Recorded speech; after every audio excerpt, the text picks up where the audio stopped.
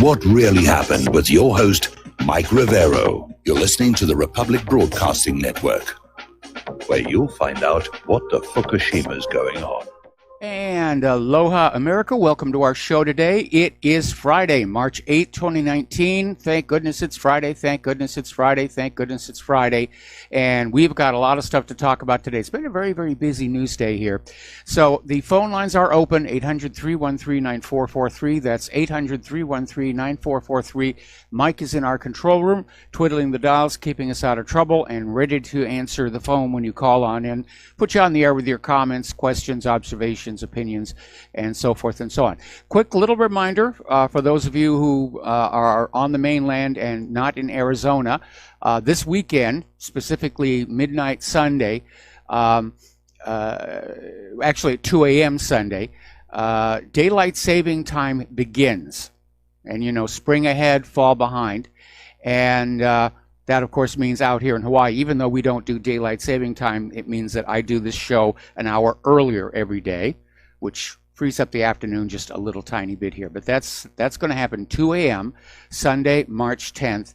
So when you go to bed at Saturday night, set all your clocks, and, you know, hopefully it won't cause too much confusion. I remember there was this old Native American saying going around saying only a white man thinks he can cut a strip off the top of a blanket, sew it on the bottom, and get more blanket.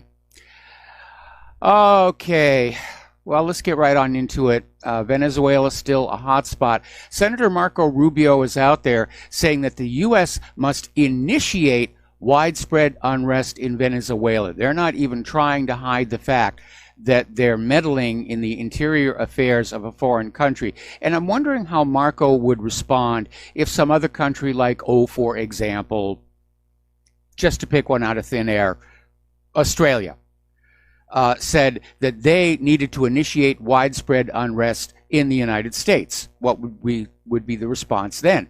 I mean, after all the screaming about Russian interference and this interference and that interference, but it's okay for Israel to interfere, you can see how shocking this statement is.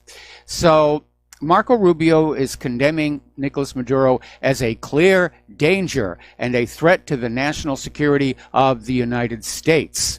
Okay, Marco, how? How is Venezuela a threat to the national security of the United States of America? We have nuclear weapons. Venezuela does not.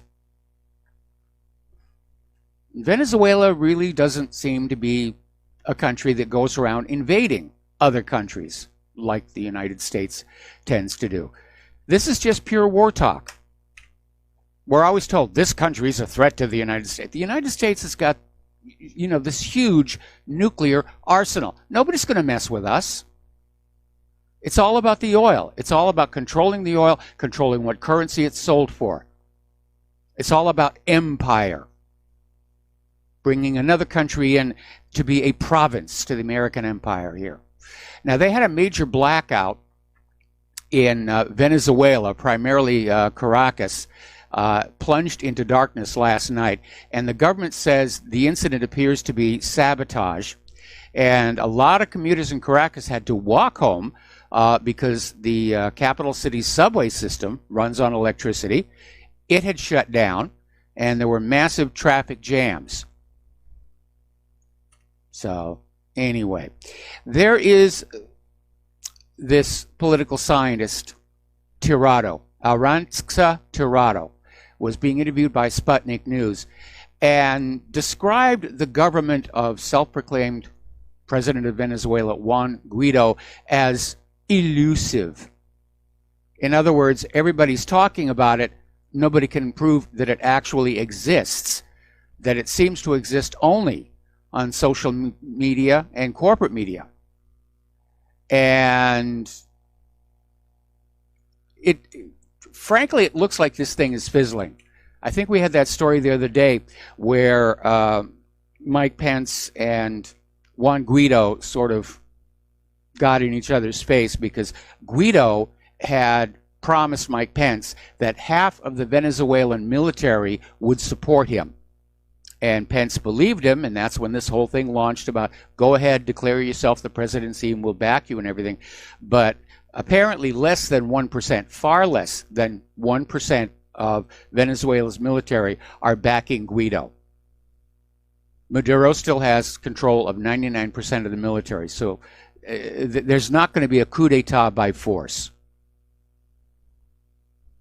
But I'm not expecting the U.S. government to back down. They never back down. We have gone in to mess with this country, and by golly, we're going to mess with them. We'll do more sanctions, or we'll do something like that. And they could resort to another assassination attempt on Maduro, or decapitation strike into Caracas. It's not that far from the Caribbean. And frankly, I would be keeping an eye out for any aircraft carriers groups that were sailing into the Caribbean right now. Over in India and Pakistan, as the tensions continue to rise and they're trading artillery across the line of control, very clearly both countries seem to be preparing for a new war. And apparently both sides are now maintaining constant watch on the skies. And we had that ugly incident where Pakistan caught an Indian submarine sneaking into their waters. Okay, we're going to do a shout out now to our on-air affiliates who are just now rejoining the network here. And apparently there are more airstrikes going on in Kashmir. And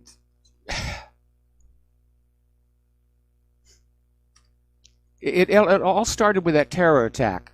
And you have to wonder, who told the terrorists to start this off? Now, Pakistan denies having anything to do with it. This terrorist group said, hi, we're a bunch of terrorists. We set off the bomb over here. Our bad. But India insists Pakistan is responsible, and things have escalated from there. Apparently, India's Prime Minister Narendra Modi has called a meeting of the National Security Council to address the security situation in the country, especially in Jammu and Kashmir bordering Pakistan. And apparently, National Security Advisor Ajit Doval, Home Minister Rajnath Singh, Defense Minister Nirmala Sitharaman, Foreign Minister Sushma Swaraj, Foreign Secretary Vijay Gokhale, and Finance Minister Arun Jaitley were also present at the meeting. So it does look like they're heading to a new war. Now, they've had wars between Pakistan and India over Kashmir before. They did not go nuclear, fortunately.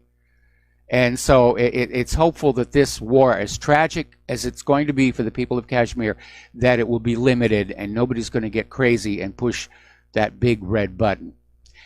Interestingly enough, on that first air raid that India went into Pakistan, and they said they were taking out this training camp for militants, and then reports came out that India had just hit an empty hillside. They'd completely missed the targets. And one of the story was that the Indian pilots were spooked by the Pakistan pilots, simply dropped their loads on this empty hill and ran. Now there's another story. Apparently, India is using these Israeli-made GPS-guided bombs, and they were supposed to be using them against these militants. Well, if you believe the drop the bombs and run, then it's meaningless. But if they actually got to their target and let the weapons go, they didn't hit. And apparently these bombs can hit their targets from around 50 to 60 kilometers away with a margin of error of less than 3 meters. So I think there was a big oopsie there somewhere. Alrighty. Admiral Philip Davidson, he's the commander of U.S. Indo-Pacific Command, basically claimed that 2018 has seen an increase in Chinese military activity in the South China Sea. And he said, it's building, it's not reducing in any sense of the word. There's been more activity with ships, fighters, and bombers over the last year than previous years, absolutely. Well, Admiral, could say the same thing about the United States. has been going in there with their freedom of navigation exercises and flying nuclear-capable bombers over the place. Now, given that China continues to regard those islands as their property, naturally they're going to respond to a U.S. incursion with more weapons. It's just common sense, but this admiral is trying to spin it like China's being bad here.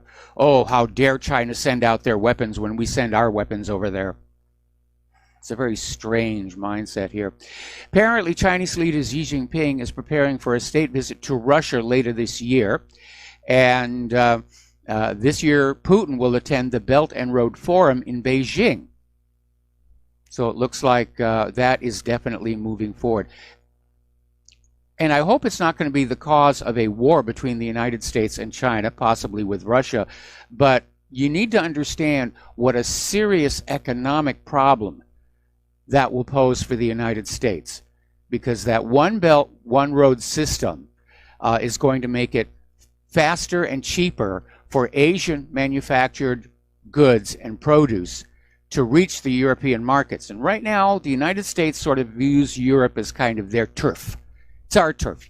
You buy our products. You don't buy products from these other people. I mean, look at the screaming over the Nord Stream 2 pipeline. Don't you dare buy your gas from Russia. We'll sell you gas. But of course, all wars are ultimately economic. They're all ultimately bankers' wars, and that one belt, one road system is a major, major issue. Donald Trump has now come on out and said that he is disappointed by the activity at the North Korean missile sites. Poor Donald Trump. He's just really crushed. He's having a bad day. And he's just so disappointed. But again, he was really close to making this deal work. Except for that attitude of, you give us everything that we want first. And it's exemplified by this article that came out of Russia Today, where the United States is saying that North Korea's step-by-step denuclearization is totally unacceptable. They're calling for full obedience or tougher sanctions. And that was never going to work with the Asian mindset. Trump's getting bad advice, and I guess probably that's coming from John Bolton.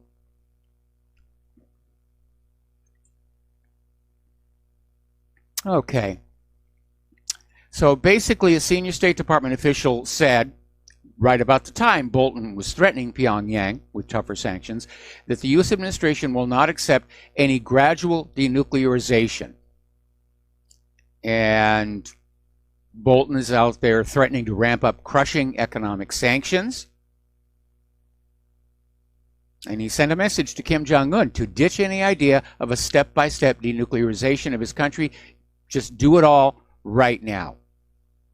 Now, back in 2013, in a speech to Goldman Sachs, Hillary Clinton explained the U.S. policy on North Korea, South Korea, and China. And she said, we don't want a unified Korean peninsula. We also don't want the North Koreans to cause more trouble than the system can absorb. Which is an odd little comment here. But this confirms what I've been saying. The United States does not want the two Koreas to reunify. And I think it was about 6, maybe 7 years ago, the two Koreas were really on a path toward reunification. They called it the Sunshine Policy. And the U.S. got in there and stirred things up and meddled around and basically derailed the whole process. All right, a lot of people are still talking about this 22-page document put out by the United Nations Human Rights Council on Israel's massacre of the Gaza protesters. And when it was presented, there was also a video, which we had on whatreallyhappened.com yesterday, showing unarmed, non-threatening protesters being gunned down on the Gaza Great March of Return. And the Human Rights Council is saying they have grounds to believe Israel has committed international war crimes. And people are talking about it. The corporate media is trying to pretend it doesn't exist, as is most of the United States Congress. But a lot of people are asking, okay, now what? the report alone isn't going to change anything. Israel's already dismissed it as, an anti-Semitic fantasy. But a lot of people are saying, yes, we finally understand and accept Israel is committing these atrocities against the people of Palestine. What are we going to do about it? Well, obviously, everybody can take part in the boycott, divestment, and sanctions movement, and it's having an impact, which is why Israel is basically bribing U.S. politicians to pass these ridiculous laws saying that you can't join a boycott against Israel, even though boycotts are recognized forms of peaceful protest protected by the First Amendment. And as I mentioned yesterday, I'm absolutely appalled at the idea of American politicians at all levels who are willing to throw that Bill of Rights into the paper shredder to please a foreign government. That says a lot about why this country is in such trouble. But the Israeli army is continuing to mow down these protesters and cripple many of them, kill a lot of them. They seem to be specifically targeting journalists because they don't want any coverage. And there are continuing attacks on Gazans inside illegal Israeli-imposed buffer zones. This is something that Israel likes to do. There'll be a border there, and Israel will say, well, we need a buffer zone for safety. And so we're going to basically declare the buffer zone to be 100 yards past the border, which usually includes a lot of farmland that the Gazans are trying to grow their food on. And then when the Gazans try and come back onto their own farmland, they're in the buffer zone. And they get shot. So these buffer zones, they're arbitrary. They fluctuate between 100 and 1,500 meters on land. That's a kilometer and a half. And 3 to 9 nautical miles at sea, in violation of international humanitarian law. All right, we got a caller on the line, and it's Layla from Ontario. Aloha. Welcome to the show. What's on your mind? Hi, Mike.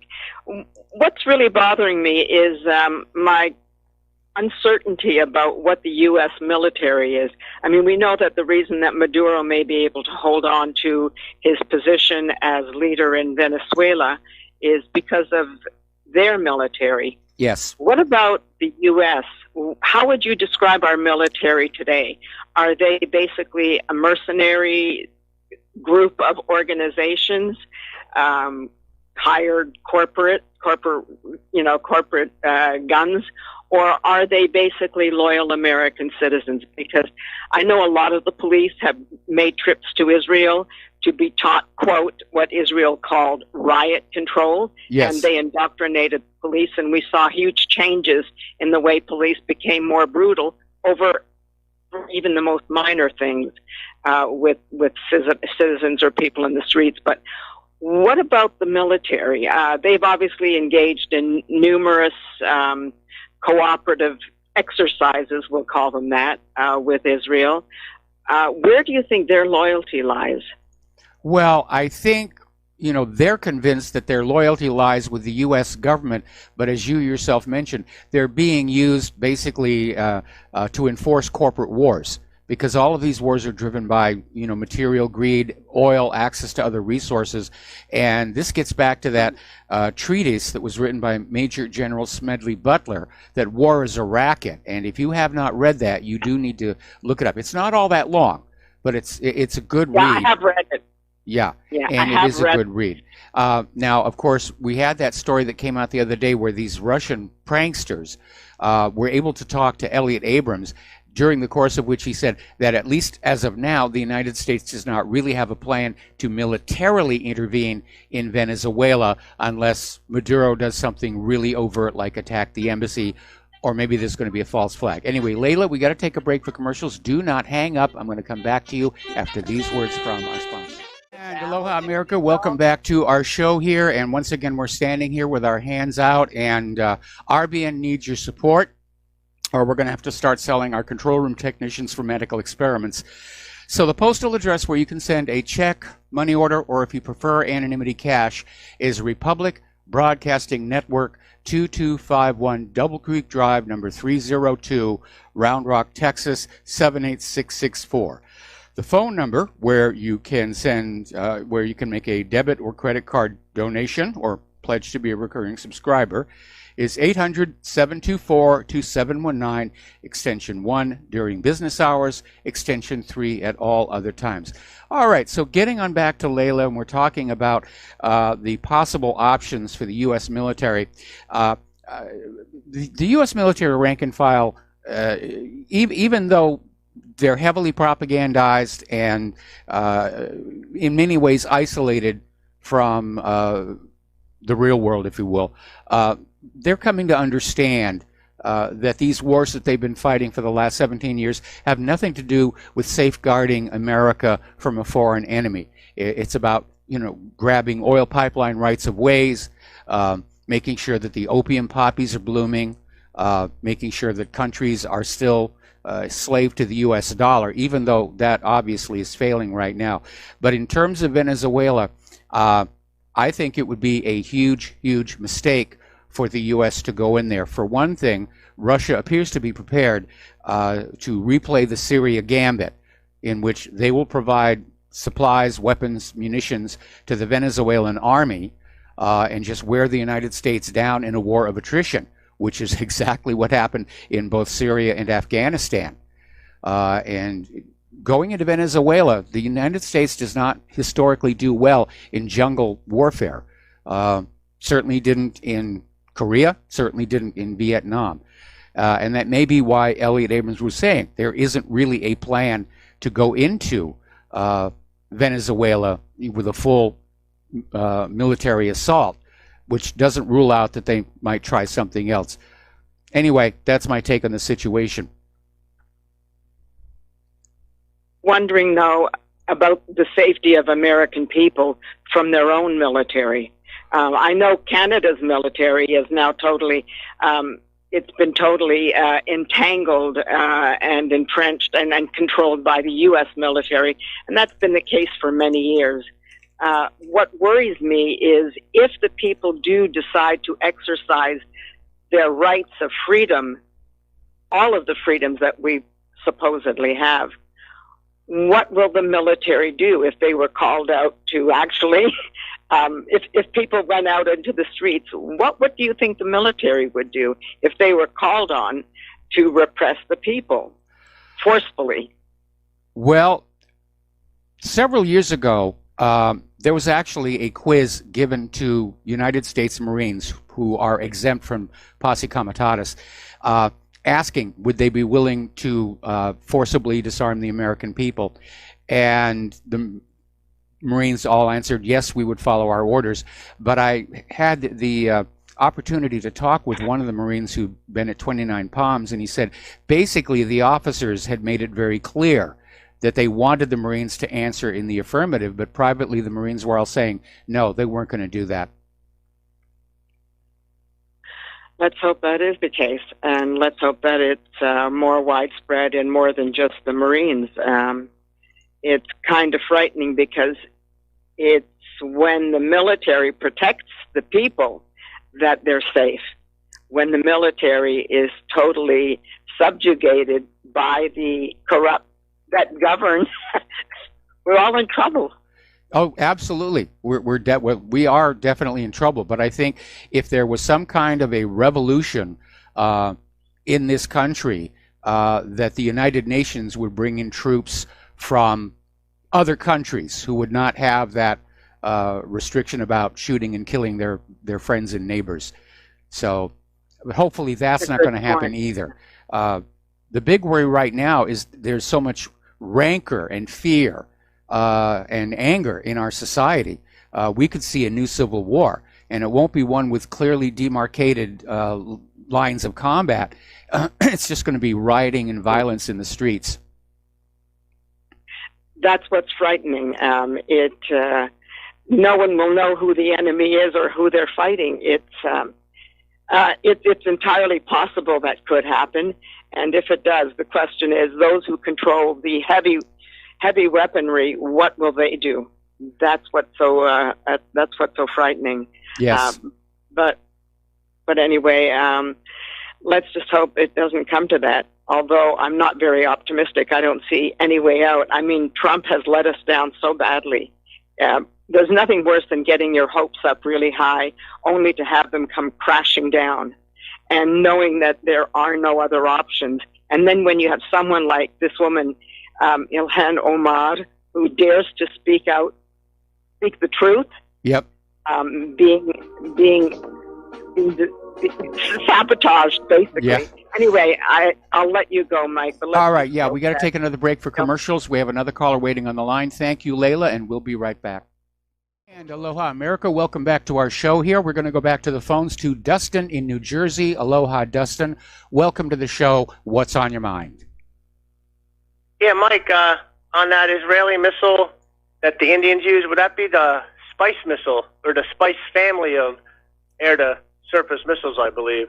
They're supposed to be pretty accurate. I mean, that's according to the documentation. I mean, unless you ride the missile to its target, you don't know that, But there's a lot of political games going on with India because, remember, Modi's up for election, right? So he had to make it. And then there was the 40 Indians killed, so he had to do something.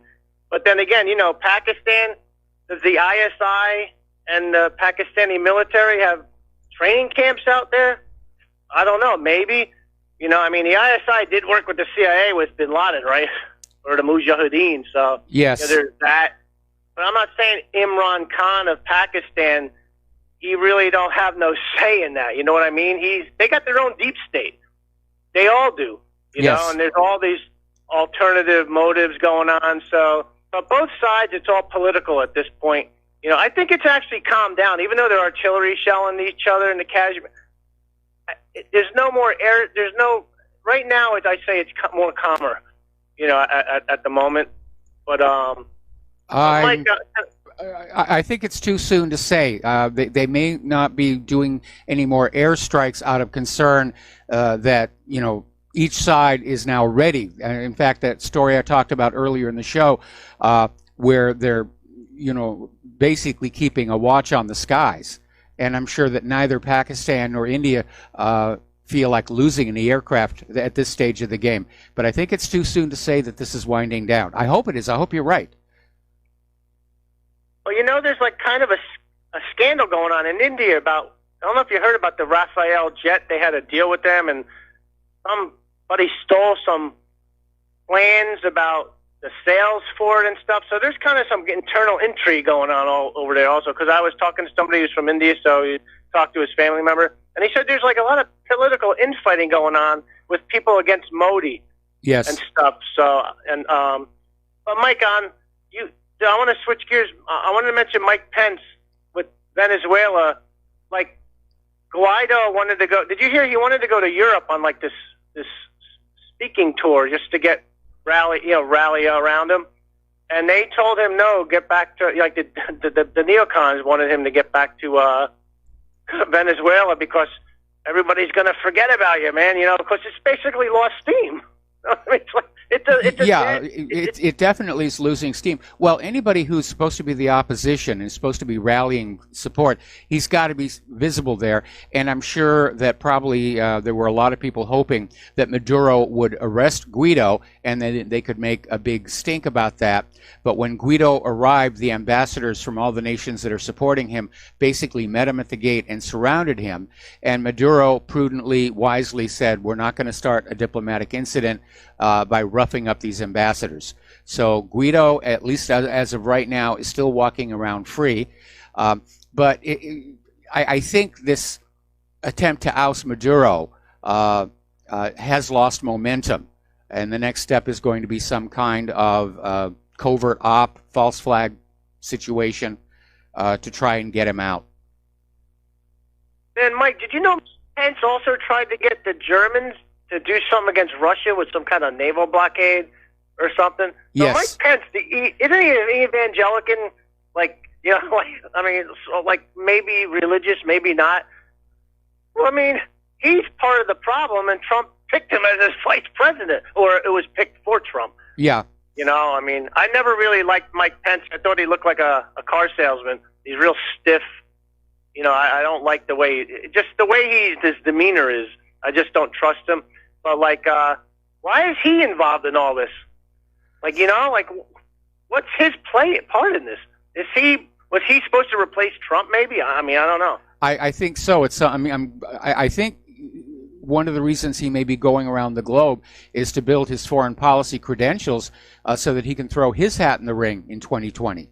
If Trump is not going to be able to win, they're going to put it. He's the strongest that the GOP has right now, outside of Trump, and that may be part of it. As far as being an evangelical Christian, I mean, read that Old Testament. There's a lot of smiting and spearing and stabbing and swording, and there's a lot of brutality in that Bible.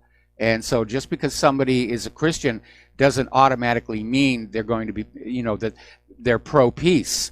I mean, every military unit has their own, clergy for all the major religions who are out there saying, God wants you to go on out and kill these other people. I think one of my favorite scenes from Kingdom of Heaven, and I talk about this movie a lot because it's a brilliant movie. These crusaders are on their way to the Holy Land, and they're passing this priest who's saying that, to kill a Saracen is not murder, it is the path to heaven. And he just keeps saying that over and over again.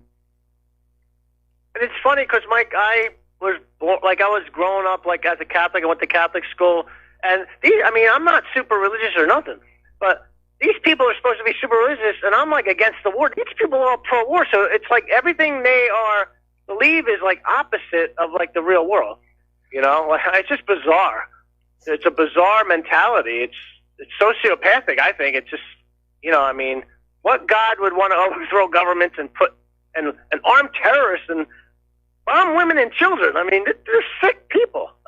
My attitude has always been, if God wants Maduro out, he can always drop a meteor on him and leave us, to stay at home.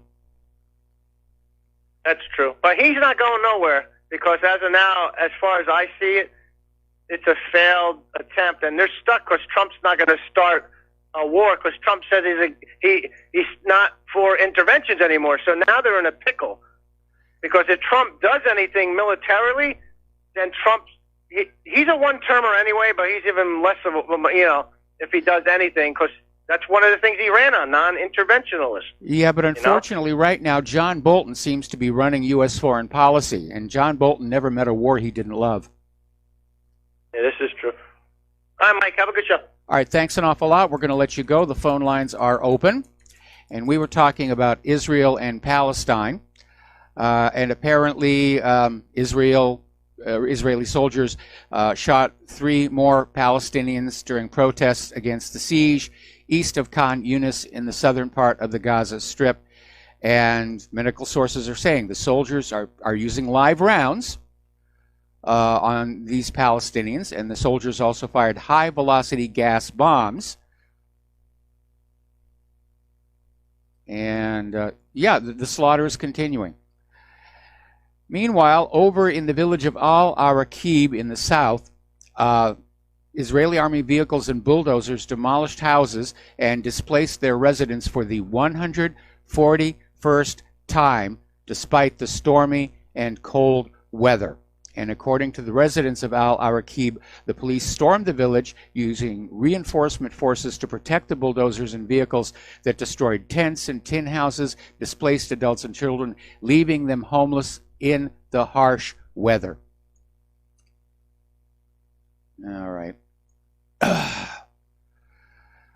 Over in East Jerusalem, over in occupied East Jerusalem, a Palestinian father was forced by Israeli authorities to demolish his own home as well as that of his daughter. And it's another illustration of the openly discriminatory housing policies by the Israeli authorities. So Mustafa Suba, who works as an automobile mechanic, was actually interviewed by Haaretz standing on the ruins of his home. And a few weeks previously, there'd been a 15-year legal battle that cost him about $110,000. And he lost the lawsuit and was ordered to destroy his and his daughter's home. We talked about this earlier in the week, but we're going to mention it again. As you know, the United Nations did a study, and they put together a list of businesses with ties to Israeli businesses occupying in the illegal settlements in the West Bank. And of course, activists want that list to be made public so they can arrange boycotts against these companies.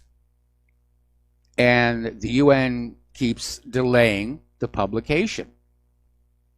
And it sort of undermines the UN's claims to be concerned about human rights, or at least as far as the Palestinians are concerned. Here's another interesting little story. This came out of Electronic Intifada, and it involves the New York Times and their columnist Bret Stephens, who basically misrepresented facts in his rejoinder to Michelle Alexander's incisive opinion piece calling to break the silence on Palestine. Stephens wrote, nearly 1,300 Israeli civilians have been killed in Palestinian terrorist attacks in this century. That's the proportional equivalent of about 16 September 11ths in the United States. And as usual, the New York Times was completely wrong. According to the Israeli human rights group B'Tselem, which keeps meticulous records, there have been 823 Israeli civilians killed from the 29th of September 2000 until the end of January this year, along with 433 Israeli security force personnel. In the same period, nearly 10,000 Palestinians have been killed by Israel, the equivalent of dozens of September 11th, to use Stevens' yardstick. So here's where it gets interesting. This guy from Electronic Intifada called the New York Times and said he got his information wrong. And op-ed editor James Dow said that Stevens got his information from the Israeli government, and I'm fine with that. Now, nobody should be fine with that, because passing along false Israeli government information to the public as truth, that's called propaganda. It's not journalism. It's not legitimate commentary.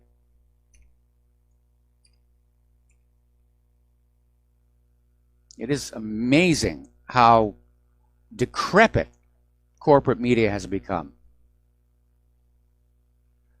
Alrighty, so let's talk about military spending. We have made it a regular policy on the show to talk about these very expensive weapon systems that don't work very well. But there's another aspect, and that is very expensive weapon systems that are never completed. They get canceled. And to give you a few examples, back in 2003 and 2009, the Pentagon started what was called the Future Combat System Program. And they burned through $18 billion with a B. And the Future Combat System was intended to field not just a system, but an entire brigade, a system of systems with novel technologies integrated by means of an advanced wireless network. This was from the RAND Corporation, got the contract to put this together. Moreover, the FCS-equipped brigade would operate with new doctrine that was being developed and tested along with the unit.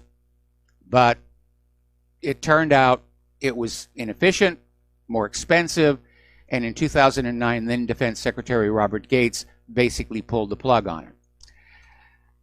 Then there was the Boeing Sikorsky RAH-66 Comanche. This was supposed to be a stealth armed reconnaissance and attack helicopter, and they spent $7.9 billion in development. And they built 2 prototypes, put them into flight testing between 1996 and 2004. The RAH-66 body was made of radar-absorbing materials to minimize its radar cross-section. Boasting a ferry range of 1,200 miles, the chopper was expected to carry a significant load of anti-tank missiles. However, testing performed in 2003 exposed serious technical problems and prompted concerns about the RAH-66 survivability. If this is the one I'm thinking about, the hull was actually made of fiber mesh and epoxy, which is what made it radar invisible. Time magazine highlighted in 2012 The battlefield for which the Comanche was designed had grown less probable as the world changed. Then we have the brilliant anti-tank munition program and the Crusader self-propelled howitzer projects. These cost $2.2 billion each. The brilliant anti-tank munition were miniature guided rockets designed to be fired from M270 multiple rocket artillery systems and capable of independently identifying and attacking armored vehicles. This was started back during the Cold Wars when they wanted to develop this thing. But because the Soviet Union collapsed, there was no longer a threat of tank hordes coming through the Fulda Gap, and the project was canceled in 2003. Okay, now the technology was later adapted into miniature GBU-44B Viper Strike glide bombs employed by drones and Marine KC-130 gunship tankers. This sounds like the same technology I was talking the other day about the JSOW, the Joint Standoff Weapon, with its nickname is the Smart Pig. And the submunition is also able to basically home in and identify the heat from the engine as it falls out of the sky. And as far as the Crusader, this was supposed to be a self-propelled howitzer, was developed in the 1990s, was supposed to be fielded by 2008, and it turned out to be too heavy, too unwieldy, and unable to change to the environment. So they pulled the plug on that one. Then there's the ground combat vehicle. And this is the Department of Defense's latest failure. It's cost over $1 billion in development. It was killed in February of 2014. And this was supposed to be networked vehicles with improved survivability, state-of-the-art mobility, and power management functions. The prototype turned out to weigh 60 tons. And that's why that one got canceled. According to the National Interest, the Pentagon is now working on its new next-generation combat vehicle. And I hope they have better luck with it. I've had a close look at military development. They're enjoying the money, and it just gets reckless and blue sky, and there's a lot of dumb things that get done. Here's a good example. In 2005, the U.S.'s new fighter aircraft, the F-22, came into service. And 2 years later, 6 F-22s were flying from Hawaii to Japan when all their systems crashed at once. No enemy attack, no sabotage. The aircraft had flown over the international date line, and nobody had thought to program this into the computers. So when the time suddenly jumped back a day, the planes freaked out. Fortunately, the pilots did what pilots do, and they took over and they reached Japan. Got to take another break for commercials. We'll be right back. And aloha, America. Welcome back to our show here. We're going to turn to domestic politics here. And yesterday, Paul Manafort was sentenced to less than 4 years in prison in the case that grew out of Robert Mueller's special counsel investigation into Russian interference. And basically, Manafort is Mueller's trophy on the wall to say, hey, I didn't entirely waste 2 years and however many millions of dollars it is. So the prison term was handed down by U.S. District Judge T.S. Ellis, and it's the first of 2 sentences for Manafort, who turns 70 next month. And Judge Ellis said he believed a sentence in the guideline range of 19 to 24 years would be excessive, and said Manafort has lived an otherwise blameless life. Now, unfortunately, his next sentencing hearing is next week, and he's facing a judge who could add another 10 years. Now, to a guy who's 70, that's a life sentence. Now, Representative Adam Schiff has introduced the Abuse of the Pardon Prevention Act. And this is legislation to prevent this president or any president from abusing the pardon power for their own personal benefit or to obstruct justice. Basically, what they're trying to do is get this through and block President Trump from pardoning Manafort. What? Are you okay? Are you okay? All right. Sorry about that. Just had a loud noise from her clarinus. Yeah. And I thought maybe she'd plopped again. All right, so let's get on back to this. Adam Schiff and his cohorts in Congress basically want to try and pass a law that would prevent Trump from pardoning Manafort. And actually, presidential authority for pardons, there's two kinds. There's a full pardon, and then there's a presidential commutation of sentence, which I think Trump would be prudent to go that route. But this is basically Congress clearly violating the separation of powers doctrine for political purposes. I mean, you can just tell, looking at this.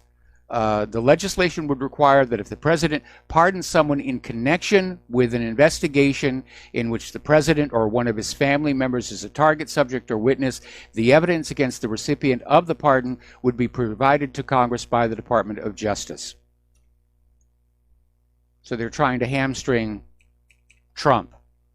And I think Manafort should be commuted. First of all, because of his age. And second of all, if Mueller hadn't been on this fishing expedition, nothing would have happened.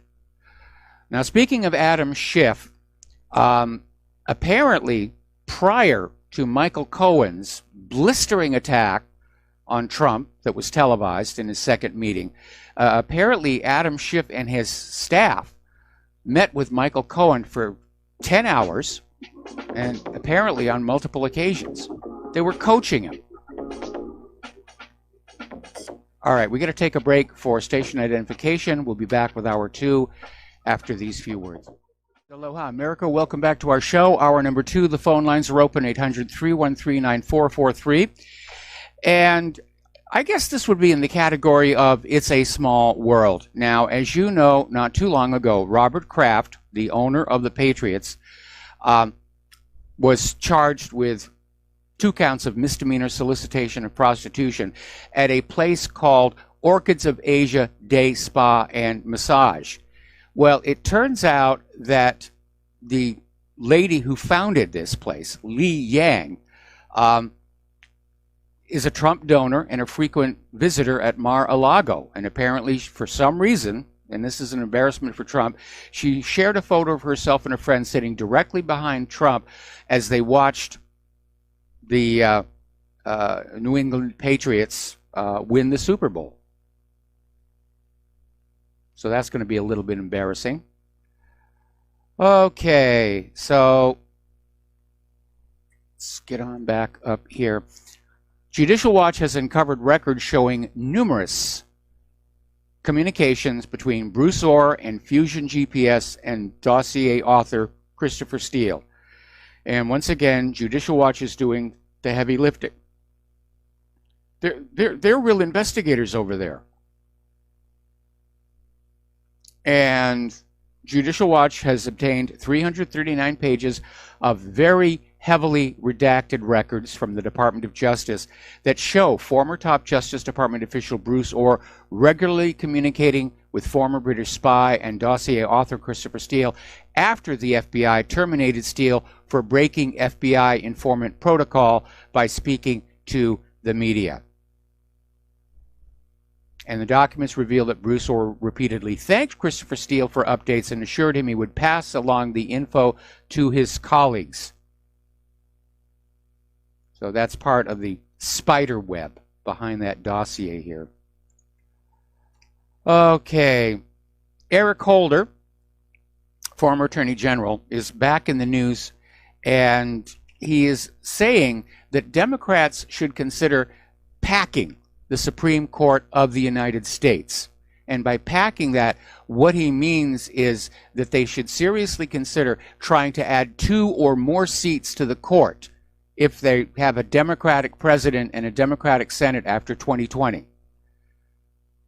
Now, off the top of my head, I don't know where the number of justices is determined. I don't know if it's in the Constitution or if it's something that has just been decided at some point in the past. If it's in the Constitution, they can't do it. But the idea would be that they would just add a whole bunch of seats, fill them with liberal justices, and completely undo whatever conservative justices Donald Trump may have the opportunity to put in the next 2 years. Donald Trump is now out there saying that if colleges want federal money, and they get a lot of money, they must protect free speech. And he said if they want our dollars and we give it to them by the billions, they've got to allow people like Hayden and many other great young people and young and old people to speak. Now, Hayden is the guy, the conservative activist, who got punched by Zachary Greenberg. Now, I wonder if Trump would have made that statement if, in fact, the issue under discussion had been Israel and Palestine, because we know Trump is just totally Israel. All right, we've got callers on the line. Let's start with Al in Canada. Aloha, welcome to the show. What's on your mind? Hi, Mike. Hi. I hope Claire's doing okay. Is she all right? Yeah, she's fine. She just made a noise. I'm hypersensitive. You know, she's a little unsteady on her feet, and I'm always like trying to make sure she's not going to, fall down and break something. Well, I hope you guys are well. That lady congressman, how do you pronounce her name? Ilhan Omar? Yeah, Ilhan Omar. Yeah. When is she going to point to the elephant in the room and say, all these other people are Semitic? Well, not all of them are Semitic. I think know, but Omar is basically standing her ground, and I think her best course of action is to basically point out that her statements were factually correct. They were not smears. They were not propaganda. They were not lies. It was all factually correct. And that's what Israel and those members of Congress didn't want to get on out there.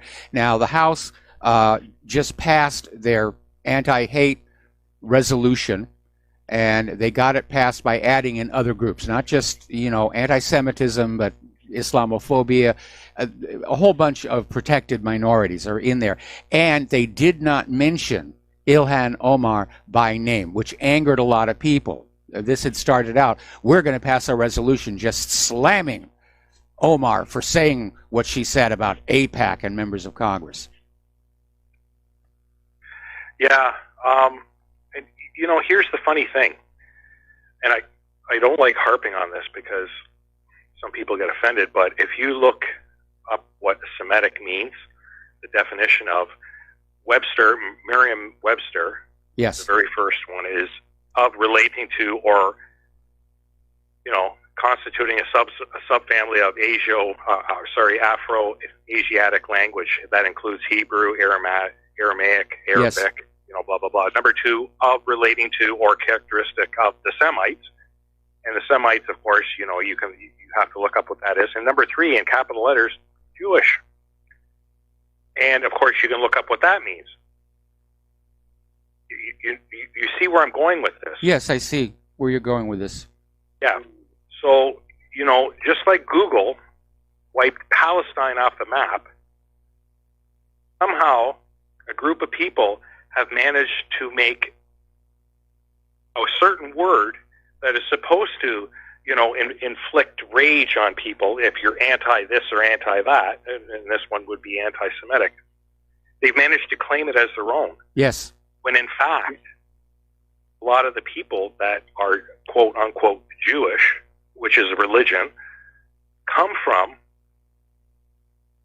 Europe and are actually Ashkenazi. Yes. When is this going to actually come out? Israel has done that a lot. They'll take a word and they'll slowly work to change its meaning in order to make it into a useful weapon. They've weaponized the word anti-Semite. They weaponized the word Holocaust. And what's really amazing, if you look through history, there have been a lot of genocides And what we are told Russia. happened in those slave labor camps in Germany isn't the worst. There have been far worse. But anytime some country says, well, when are we going to talk about, the genocide against our people? And Israel says, no. They want the stage all to themselves. I would like to know when we're going to start talking about peace. And when I say we, I don't mean the royal we. I mean the human population. Obviously, there's no money in peace for these people that build these weapons of mass destruction. Yes. But when is that going to come out? When exactly does the rest of humanity, which is like 90% of us, going to have our say on what we want to do instead of these rich folk sitting around the world like it's a big honking risk game? Well, it is a problem. Great. I mean, corruption is a problem all over the world here. I mean, the founding fathers of this nation tried to set up a government system to avoid that precisely, with power and authority in government divided among three branches, most of the authority reserved to the separate states, which at the start of this country, they were considered separate nations and bound together in a loose confederation. And over time, of course, that got changed. And it was always under the influence of money, the bankers. Yeah. And the people that are actually running your country, because I mean, once again, the military-industrial complex. You mentioned it earlier. The Pentagon says this. The Pentagon says that. Who is the Pentagon? Who controls the Pentagon? They're basically the Joint Chiefs. They're a cesspool of money that just went missing. Yeah, it's and I mean, the Pentagon is a big money machine, both for the military-industrial complex and for the people who work there, because they'll sit there and they'll feed contracts to certain companies.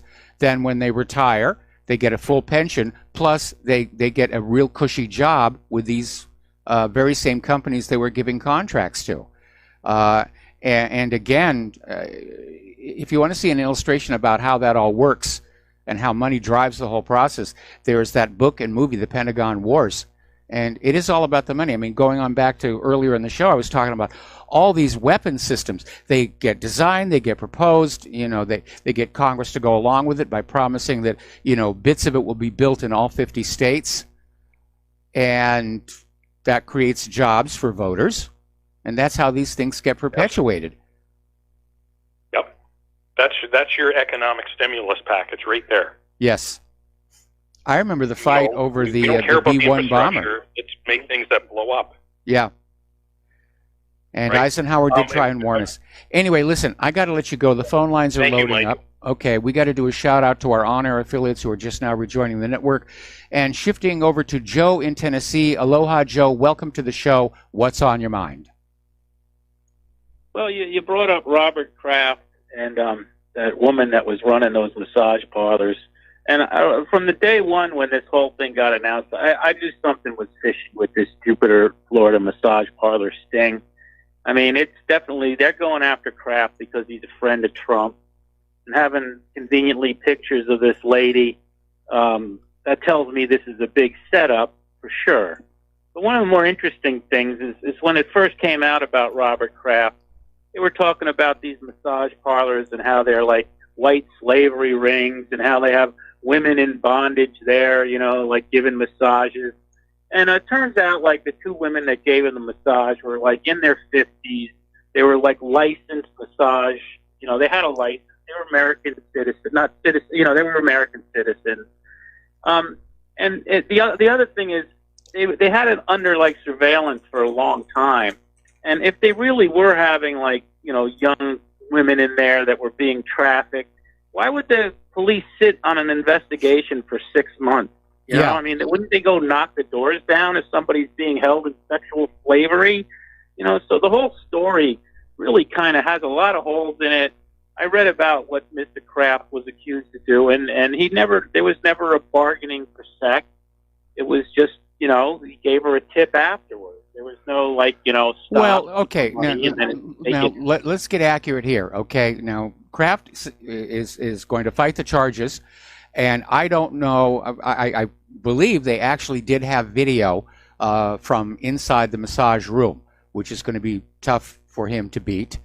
And but setting aside the question about whether prostitution should be legal or not, I agree with you. The story was sensationalized by the corporate media, and they spun it up into this lurid tale of the girls having to sleep on their own massage tables at night.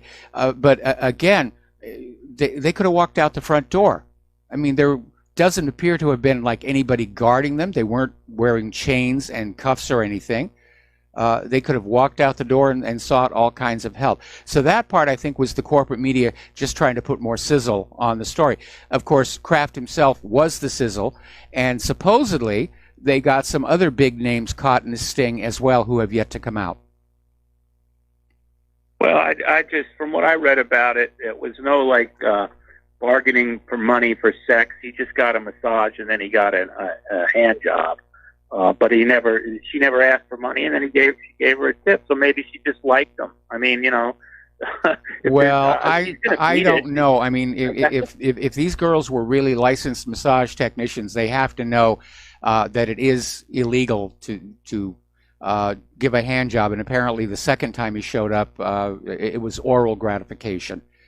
In any event, I think the story has been spun quite a bit, but I think Kraft got caught literally with his pants down. Anyway, so thanks a lot for the phone call. We're going to let you go and switch over to Tony in Puerto Rico. Aloha, Tony. Welcome to the show. What's on your mind? Tony, are you there? Okay, looks like we lost Tony, so let's switch over to Gary in Arkansas. Aloha, Gary. Welcome to the show. What's on your mind?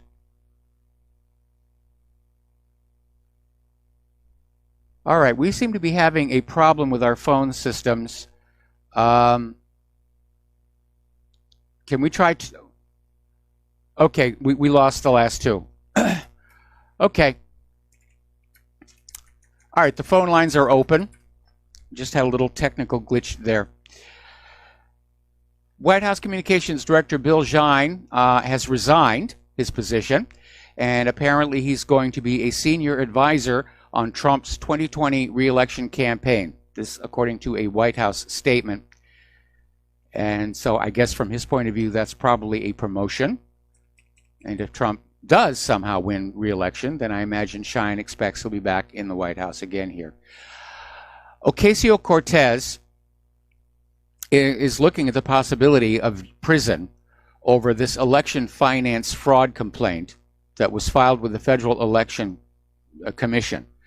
And apparently it accuses Alexandria Ocasio-Cortez's top campaign aide of shuffling more than $1 million in political donations to his own personal private companies during the 2018 election.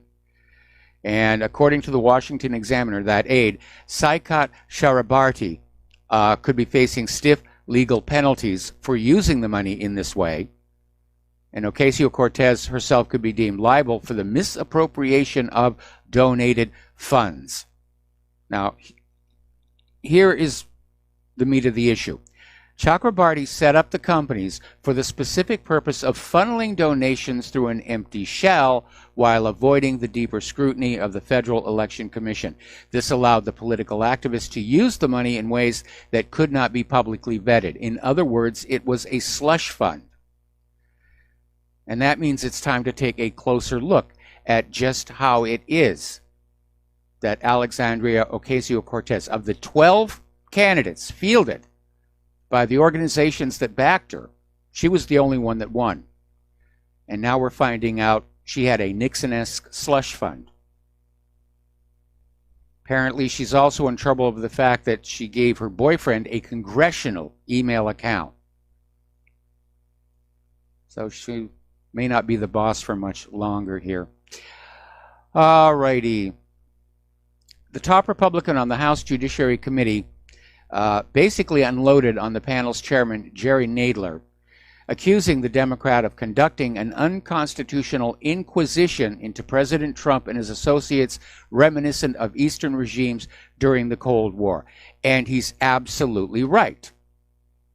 Now, Nadler would oversee any impeachment proceedings against Trump, and just came out this week announcing dozens of document requests, including to the National Rifle Association, WikiLeaks, key figures in the Trump organization. In other words, it's a fishing expedition.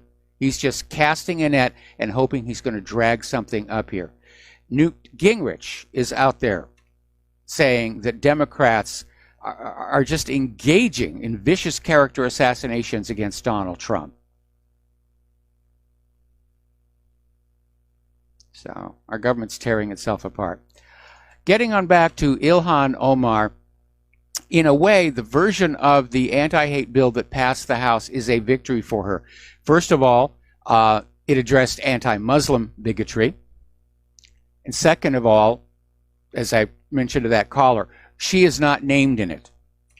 It doesn't target her specifically. That has got Liz Cheney just up in arms. Liz Cheney is furious.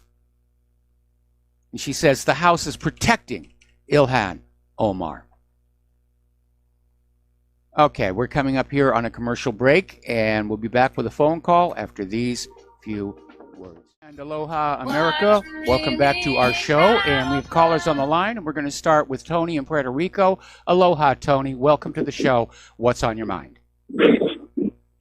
Aloha, Mike. Give my best to Claire. I have a couple of questions on the same topic. What's the story with NASA? Do they have a future? And my next question is, are they planning any manned space flights back to the moon or to Mars?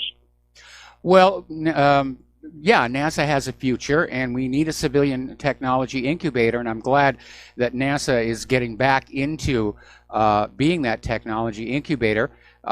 They seem to be meshing very well with the new privatization of space, and we'll be talking about that a little bit later in the show here. As far as the long-term plans, I haven't communicated with NASA in years. I had a few email friends, and they would send me small bits of information every once in a while. But I know that there is a long-term plan to go to Mars. There is a plan, supposedly, to put an orbiting space station orbiting around the moon. Supply is going to be a bit of a problem. But, of course, these plans can always be canceled, and new plans take their place. But I think NASA is basically, overall, itching to retake the lead in space. Thank you, Mike. Okay. And we're going to switch over to Gary in Arkansas. Aloha, Gary. Welcome to the show. What's on your mind? Yeah, I wanted to revisit the Supreme Court. A little factoid went through my mind when that came up, is that if you go back and go into the section of the Constitutions, plural, and check out how the legal system is laid out in the original Constitution, and maybe in a later revision of the Constitution, a la Civil War, there is no provision for a Supreme Court. I think that's a sneaky add-on thing that they did in some bill or something. But you got to be very careful when you start checking this stuff out. You got to compare both constitutions word for word. For instance, they have totally changed the legal definition of our governing documents by changing the word either to or for or to is one change they made in the title of the document. And also of the United States, I think the U in United was lowercase.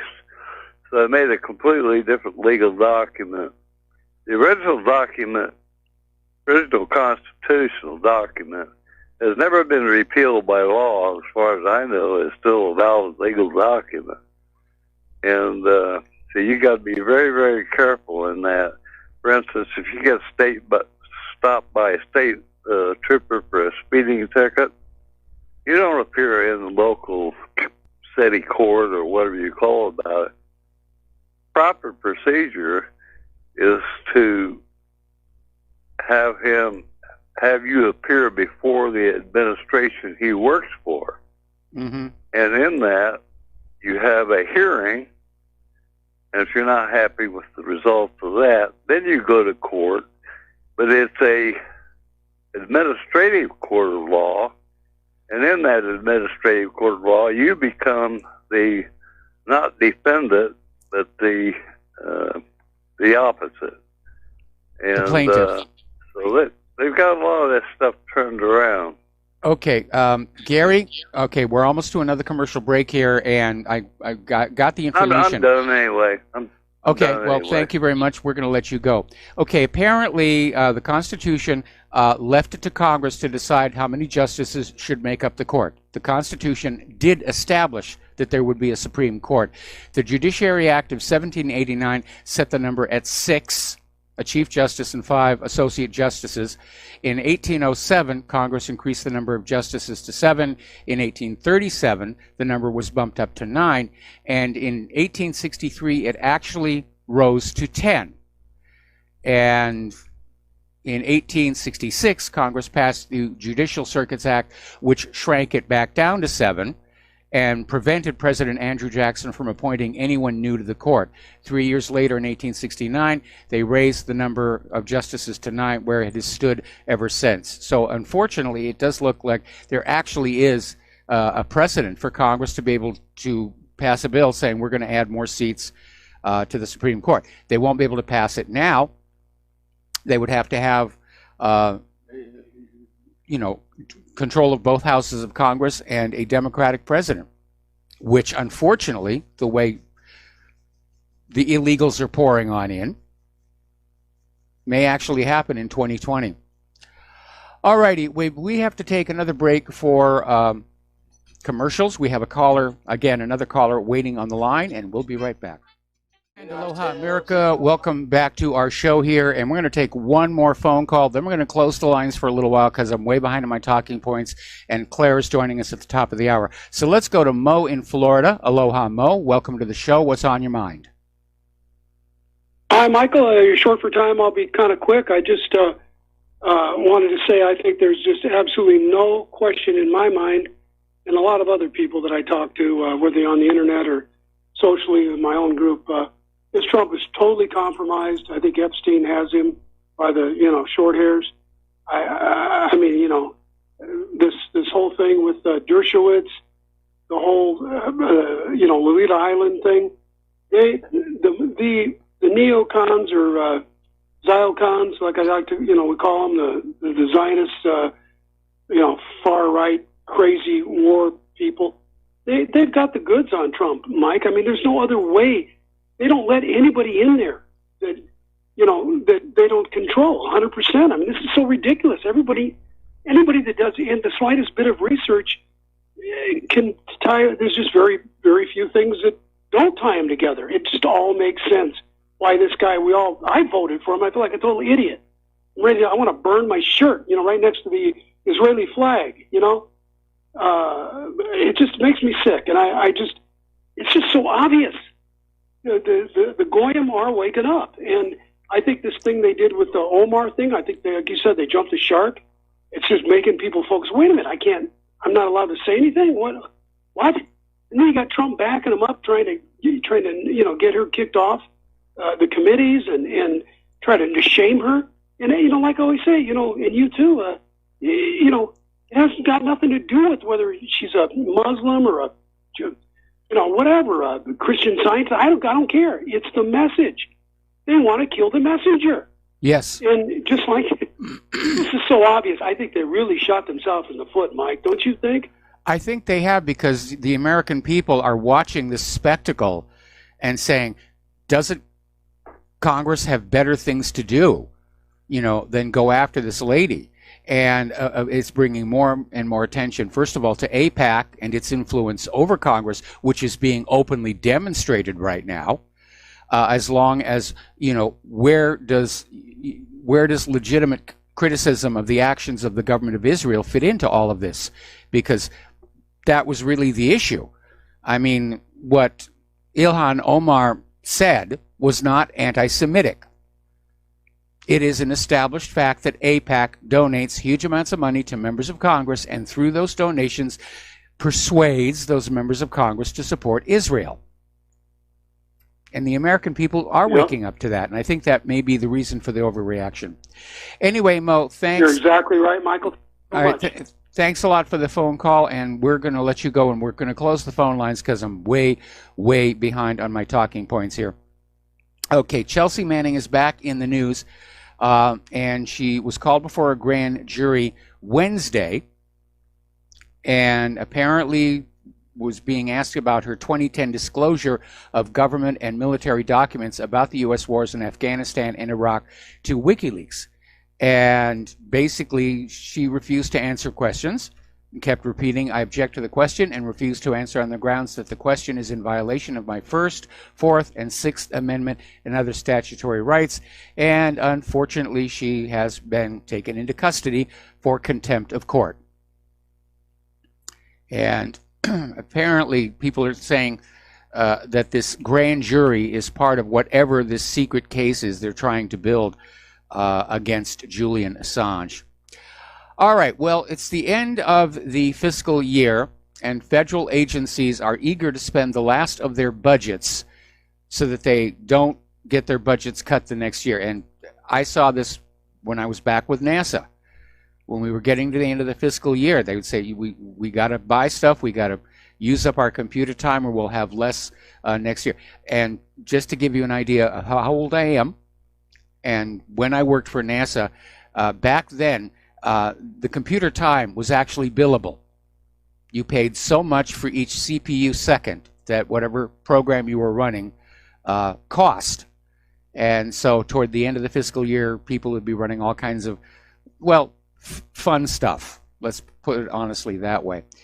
And apparently there's a transparency non-governmental organization, Open the Books, and it found in the last month of fiscal year 2018, which was actually September, the feds forked out an unfathomable $97 billion on essentials such as sirloin steak, snow crab, lobster tail, golf carts, iPads, and more than a few bombs. Okay, looking at the economic news, over in New York, they're now proposing to tax wealthy non-residents who own luxury apartments. Now, the ordinary average New Yorker is facing a housing crisis. Housing prices are very, very high. But the world's ultra-rich love to have an apartment in New York City. It's a status symbol. And so Andrew Cuomo, who not all that long ago was saying that he doesn't believe in hiking taxes on the rich, is now saying that, it's time to tax these wealthy non-residents who own these luxury apartments here. Wasn't a very good day on the stock market. It ended slightly down, not jump out the window down, but slightly down here. They didn't get their traditional Friday happy ending. But there's an interesting little story. This came out of Investment Watch blog about how investors have been selling stocks for months, pulling out of the market. So how did it go up 20%? Well, because it's being gamed, it's being rigged. It's the plunge protection team. And they may have created a big stock market bubble of overvalued stocks here. Over in the European Union, Brussels has decided to kill its own money laundering blacklist after Washington, D.C. criticized it.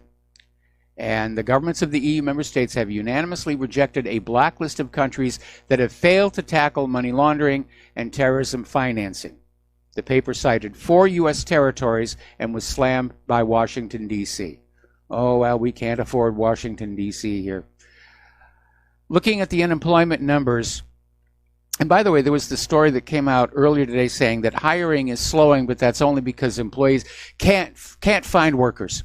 You know, there are no workers out there, which is total nonsense. Hiring is slowing. That's the factual part of the story. But apparently, since 2013, it's small businesses that are cutting the most jobs. I mean, we're always hearing about when somebody like GM or a major retail chain lets go a lot of people because it's a big number, and that makes it newsworthy. But looking at all the job losses cumulatively for all the small businesses, it's pretty bad out there as well here. Amazon has abruptly stopped buying products from many of its wholesalers, which has sent some of them into panic. And apparently Amazon wants to change its methodology so that its vendors will sell directly to consumers on the marketplace.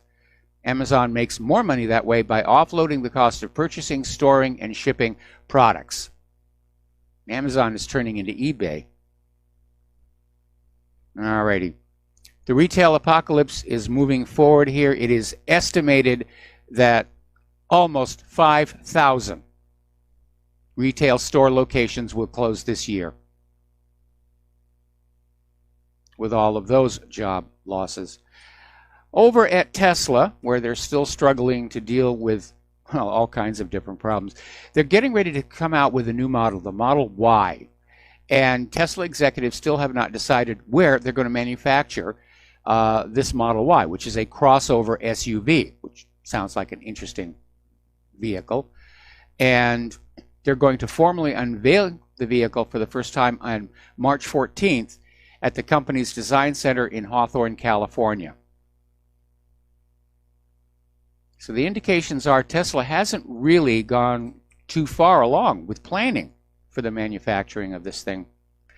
China gold reserves rise to 60.26 million ounces, which is worth just under $80 billion.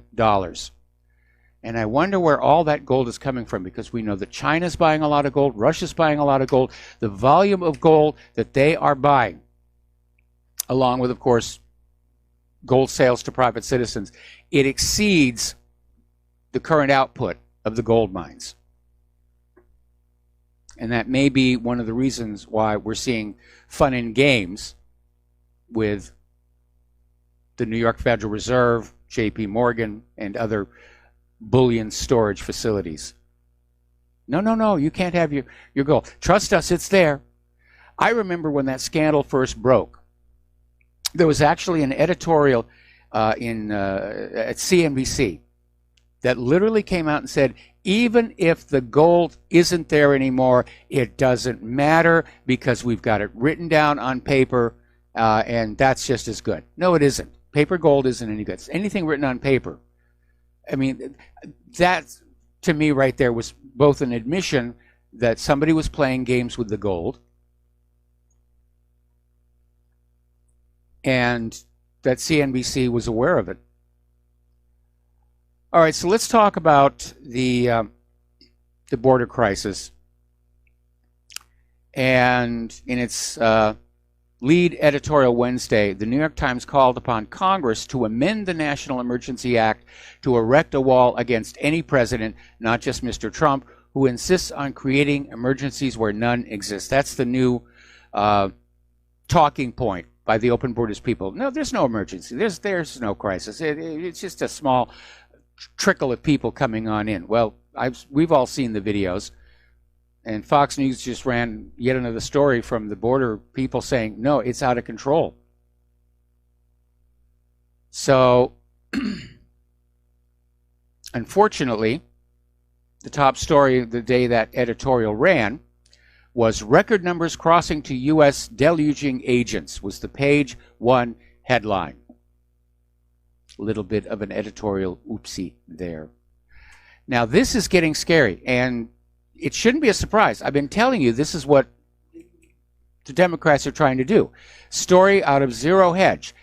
Democrats vote to give illegal immigrants the right to vote.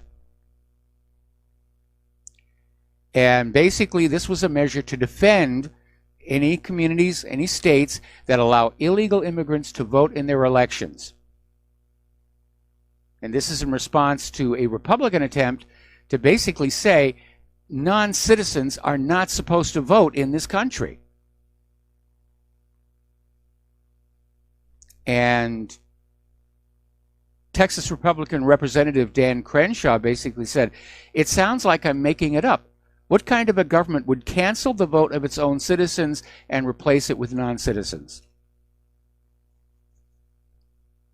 It's the Democrats. They're counting on those illegal immigrant votes to win in 2020. And Trump had better do something about it. He should have done something when he had control of both houses of Congress. He should have put through a national voter ID bill.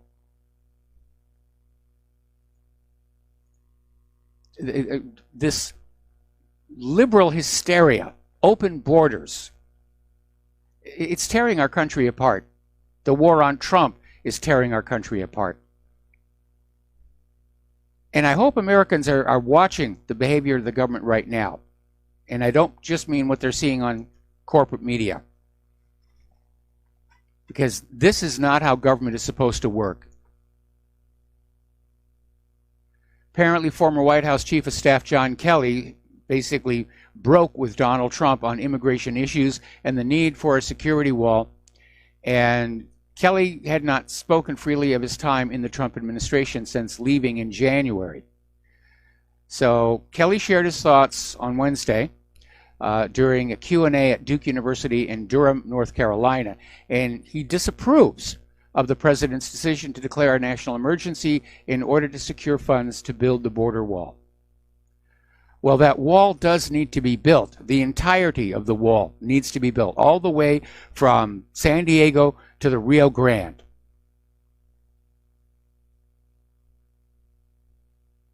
It's amazing. Over in Europe, Professor Ruud Koopmans has, based on his 20-year-long studies on integration and assimilation, said that no Western society has managed to fully integrate Muslims. Now, Koopmans is a professor of sociology at Humboldt University in Berlin, and he's just said Muslims are more difficult to integrate than other immigrant groups. Some groups will integrate very quickly, others will not. So,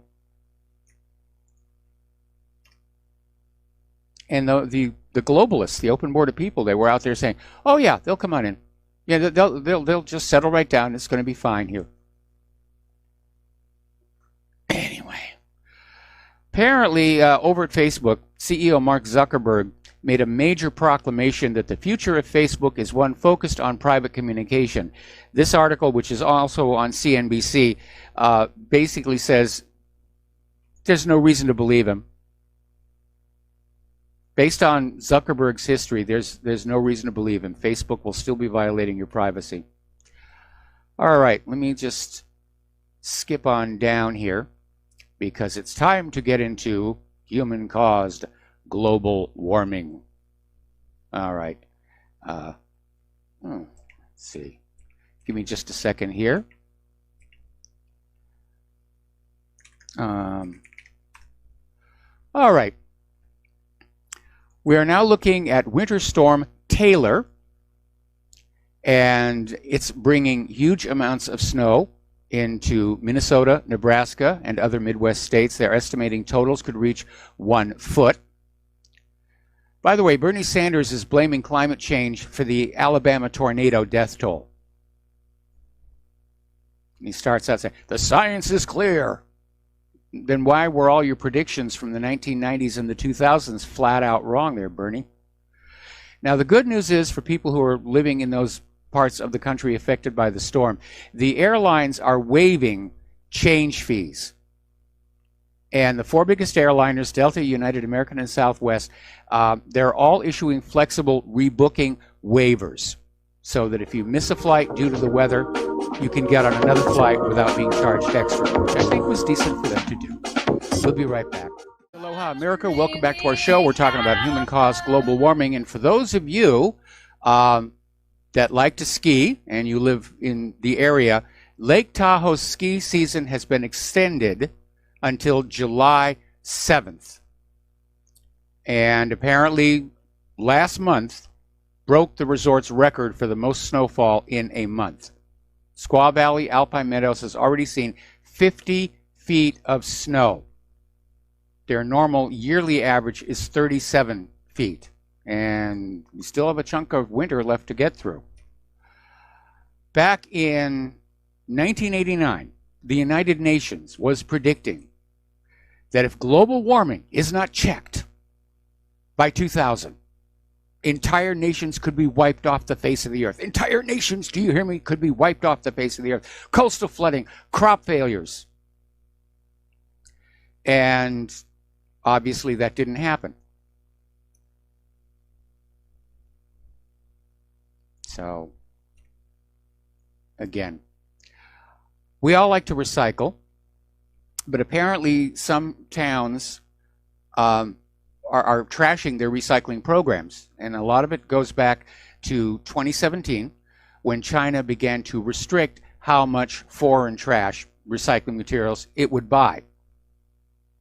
In case you wondered where the recycled products were going, they were literally being put on ships and sent to China. And so basically towns are going back to just throwing it all into the landfill. Now, interestingly enough, story out of the Daily Bell says that skeptics of human-caused climate change, of which I am one, tend to be more environmentally conscious than people who believe climate change is undeniably caused by human action. There was a study last year, and it found that climate change skeptics were more likely than the most ardent believers to adjust their personal behavior to be environmentally conscious. And I think that's true. It's certainly true of Claire and I. We think human-caused global warming is a hoax. But we recycle. You know, we're easy on the environment.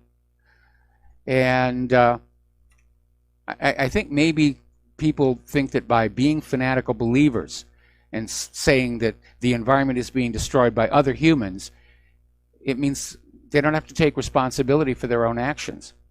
You know, hey, if they're out there being environmentally irresponsible, then why should I try and do anything? Okay. Good news for you space enthusiasts, and again, I am one of them. The SpaceX Crew Dragon splashed down successfully in the Atlantic. And so the flight was a complete success from launch to docking with the ISS to getting back down to Earth. And so good on that. And this means we can disentangle from having to use the Russian rockets. All right, we're going to take a break for station identification, and we'll be back with the lovely Lady Claire after these few words. And aloha, America. Welcome back to our show here, hour number 3. We're going to reopen the phone lines, 800-313-9443. And for those of you watching on YouTube, this gorgeous creature sitting next to me is the lovely Lady Claire, who likes to spend hour number 3 on Fridays and give us her unique perspective on the world. So what's the first thing that you want to share with us? The first thing is how China seems to be defining democracy, which includes mandatory apps, mass chat, surveillance. And, you know, the article, which comes to us from Ars Technica, it's a very good site. And apparently there is going to be a national gathering in Beijing for the beginning of China's 2 sessions political season. And the state media is making a really international propaganda push on social media, including on platforms that are blocked by the Great Firewall of China, to promote China's system of democracy. And, you know, the mass surveillance is a very odd, when you think about democracy and mass surveillance, those are not words I would tend to use in the same sentence. Well, have you seen all the TV cameras on all the street corners in our country? Yes, dear, Are you aware have. of all the spyware that is inside your iPhone and iPad? Oh, I am sure. I mean, we are nobody to talk about mass surveillance. Yeah. To me, this is China bashing, which Yep. we're obviously heading up to a confrontation with China, and the most likely reason for it is not the South China Sea and it's not Taiwan. It's that One Belt, One Road project, which is going to dramatically alter the economy of planet Earth. Oh, yeah. And represents a serious threat. I mean, the United States, Canada, and tend to see Europe as their marketplace. But if China, in fact, everybody who's along that belt project, and apparently Russia's going to take part in it now, they can get their products to Europe faster and cheaper. Yeah. The Europeans are going to buy from them. Yeah. And the United States, which has not really invested in good overseas transportation, will be left behind. And to me, this is China bashing. All right, we got a caller on the line. Okay. And this is G in Maryland. Aloha. Welcome to the show. What's on your mind? Hey, Mike, how's it going? I had a question. You know, the U.S., they've been off the gold standard since the 70s.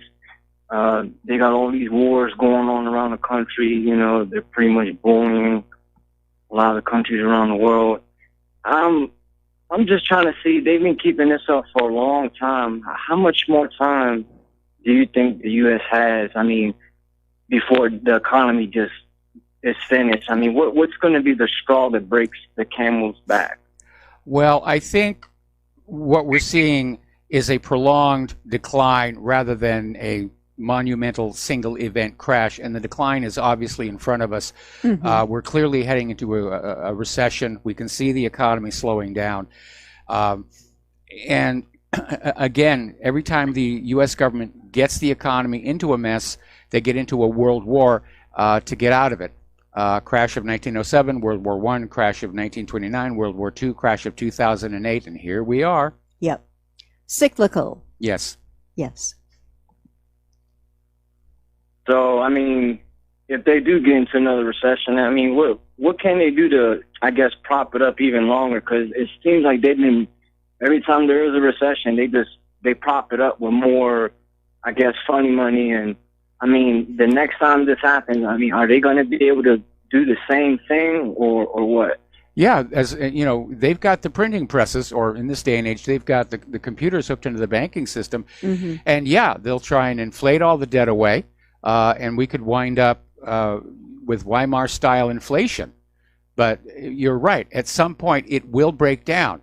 And ordinary people will just be fed up with suffering the effects of it. Because we know that all of the rigging and gaming that the government is doing for the economy is to benefit the banks and the financial sector, Wall Street. The government is not interested in making our lives better, or they wouldn't have gotten worse over the last couple of decades. All right. I just wanted to say one more thing. What would you think if certain states separated from the union, I guess, and they had their own currency backed by, I guess, agriculture or whatever that state produces, and they can sell around the world? What would you think if a certain state did that? They had their own currency and they backed up with some certain agriculture. But well, they tried that once, you know, back about the 1860s, and Washington, D.C. didn't want to go along with that. I know they're talking about seceding out there in California. We have a movement here in Hawaii to regain our sovereignty, which was actually stolen by the United States. I understand there's a similar movement up there in Alaska. A while back, there was a group called the Western States Coalition that basically wanted to break everything off on the western side of the country and start all over again. But that would trigger a new civil war like the old Civil War, and it's a good idea in theory. Implementation is going to be a little bit difficult, I think. Right. Anyway, thank you for the phone call. We're going to let you go. We're going to do a shout out to our on-air affiliates who are just now rejoining our network. And Claire, what's the next thing that you want to talk about? Well, there is a gentleman at the Free Thought Project. His name is Matt Agorist, and I have a great deal of respect for this man. And it can show you what current law enforcement officers believe is perfectly normal. And what happened was there was a dash cam that was going because the body cams were turned off because they were doing something they should never have done. Yeah, that's been an ongoing, Yeah. We got the police to wear the body cams because we needed to get away from the he said Yeah. of these various brutal confrontations. Mhm. And then all of a sudden, the police discovered they could disable the cameras, and it almost got to be a running joke, Yeah. where like a third of the cameras in this police department, they suffered these mysterious failures. Mhm. The cameras always seem to be working perfectly when they back up the police officer's version of events. Yeah. But if they don't, then, there's been a malfunction, the memory chip fried, Mhm. Yeah. I dropped it in the water and I thought drying it in the microwave might fix Would it, work, and, no. and so forth and so on. But this happened last August to a lady by the name of Sammy Anderson. And she did something she probably should not have done. She called the police and said that there was an argument that looked like it was about to get physical with her sons. But when police responded, they first tackled Mrs. Anderson and then tasered one of her kids. And the son who was tasered appeared to be entirely compliant with the orders given to him to lie down on the ground. The guy wasn't a threat, okay? As the video shows, when the police arrived, the scene was quiet. There was no disturbance. And when they went in and arrived, the scene quickly descended into chaos. Oh, thank goodness for all that Israeli training of our police departments. Yeah, and the third son, Sam, said to the officers, "No one is fighting." And then the officers yelled for everyone to get on the ground, to which Matt and his mother immediately complied. And Sam is seen walking closer, and that's when Anderson gets up to warn her son to get down. And Officer Scott Lee said, "Do as you're told or you're going to be tased." And as Anderson began to get up once more, Officer Kregel tackled the mother of these three from behind, and she was slammed into the street. If this is what serve and protect are looking like back on the mainland, and as you mentioned, many times courtesy of the IDF. Well, they gave up that slogan to serve and protect, and the new motto of the LAPD is Yes. we treat you like a king. Oh, ow. As in Rodney yes, King. I know. I remember. I was there. And we're very lucky here in Hawaii for the overwhelming majority of our police. They're very low key. Mhm. The hang loose attitude is there. Yeah. We've only had one really bad incident, and it was a police officer who had just transferred from the mainland, Mhm. and he shot this native Hawaiian who was praying over a wounded dolphin, Oh, because we have very strict laws regarding ocean mammals. yeah. All right, we're going to take another phone call here from Tom in Utah. Aloha, welcome to the show. What's on your mind? Mike, back on the economy, we've just gone. I know you probably don't notice that in Hawaii, which I wish I was there. But anyway, we've gone through several weeks, in fact, almost 2 months of really brutal cold weather and disruptive weather that's interfered with a lot of the business activity and growth. Mhm. Yes. So this unusually cold weather has been a major factor in limiting the improvement of business. Yeah, well, Yeah. I mean, just look at it from the agricultural point of view. It's going to delay the start of planting season. There may not be enough time for a bumper crop, before the next winter hits. And yeah, there are some serious problems with the fact that we're going into this cooling trend. But nobody wants to give up the dream of a carbon tax and a global environmental authority, and so they're not really paying attention. And by the way, yes, we have noticed here in Hawaii, it's been a lot colder this year than previous years. And I got this little weather station up here, then it records minimums and maximums. So So have I think got it was to about cancel my trip? a week ago, we were like down in the mid-50s. Yeah. Yeah, so maybe I had to cancel my idea of going to Hawaii, huh? Well, no, we need your tourist dollars. There's a recession coming. Yes, definitely. If I Keep Hawaii had green, a spend dollar. money. Yes. But don't touch the dolphin. By the way, I've been working on a case where I'm the expert in for a defendant, and we've been denied the video camera footage as well as surveillance footage. So there's a deliberate attempt to suppress, the benefit of having video. We hear you. That That happens far more often than it should. Yeah, I mean, if the prosecution is planning on using the photos and the videos, they have to share them with the defense attorney under the rules of discovery. And of course, these days the courts can be incredibly corrupt. Is that the law in the United States? I'm being sarcastic or facetious, but yeah, we've been 10 months out, and every time we get into the court, they continue it because we say we don't have the video evidence. We have not been given the quote incriminating evidence as you claim. We haven't been able to examine it and prepare a defense. So we're now out 10 months on this case, and the poor man is, separated us from his wife, living basically homeless because the defense does not want to expose their dereliction or negligence or malfeasance. I'm looking for the right word. Well, anyway, I'm not sure that it's the defense attorney's fault. I mean, obviously the prosecutors are withholding evidence, and the judge is not enforcing it.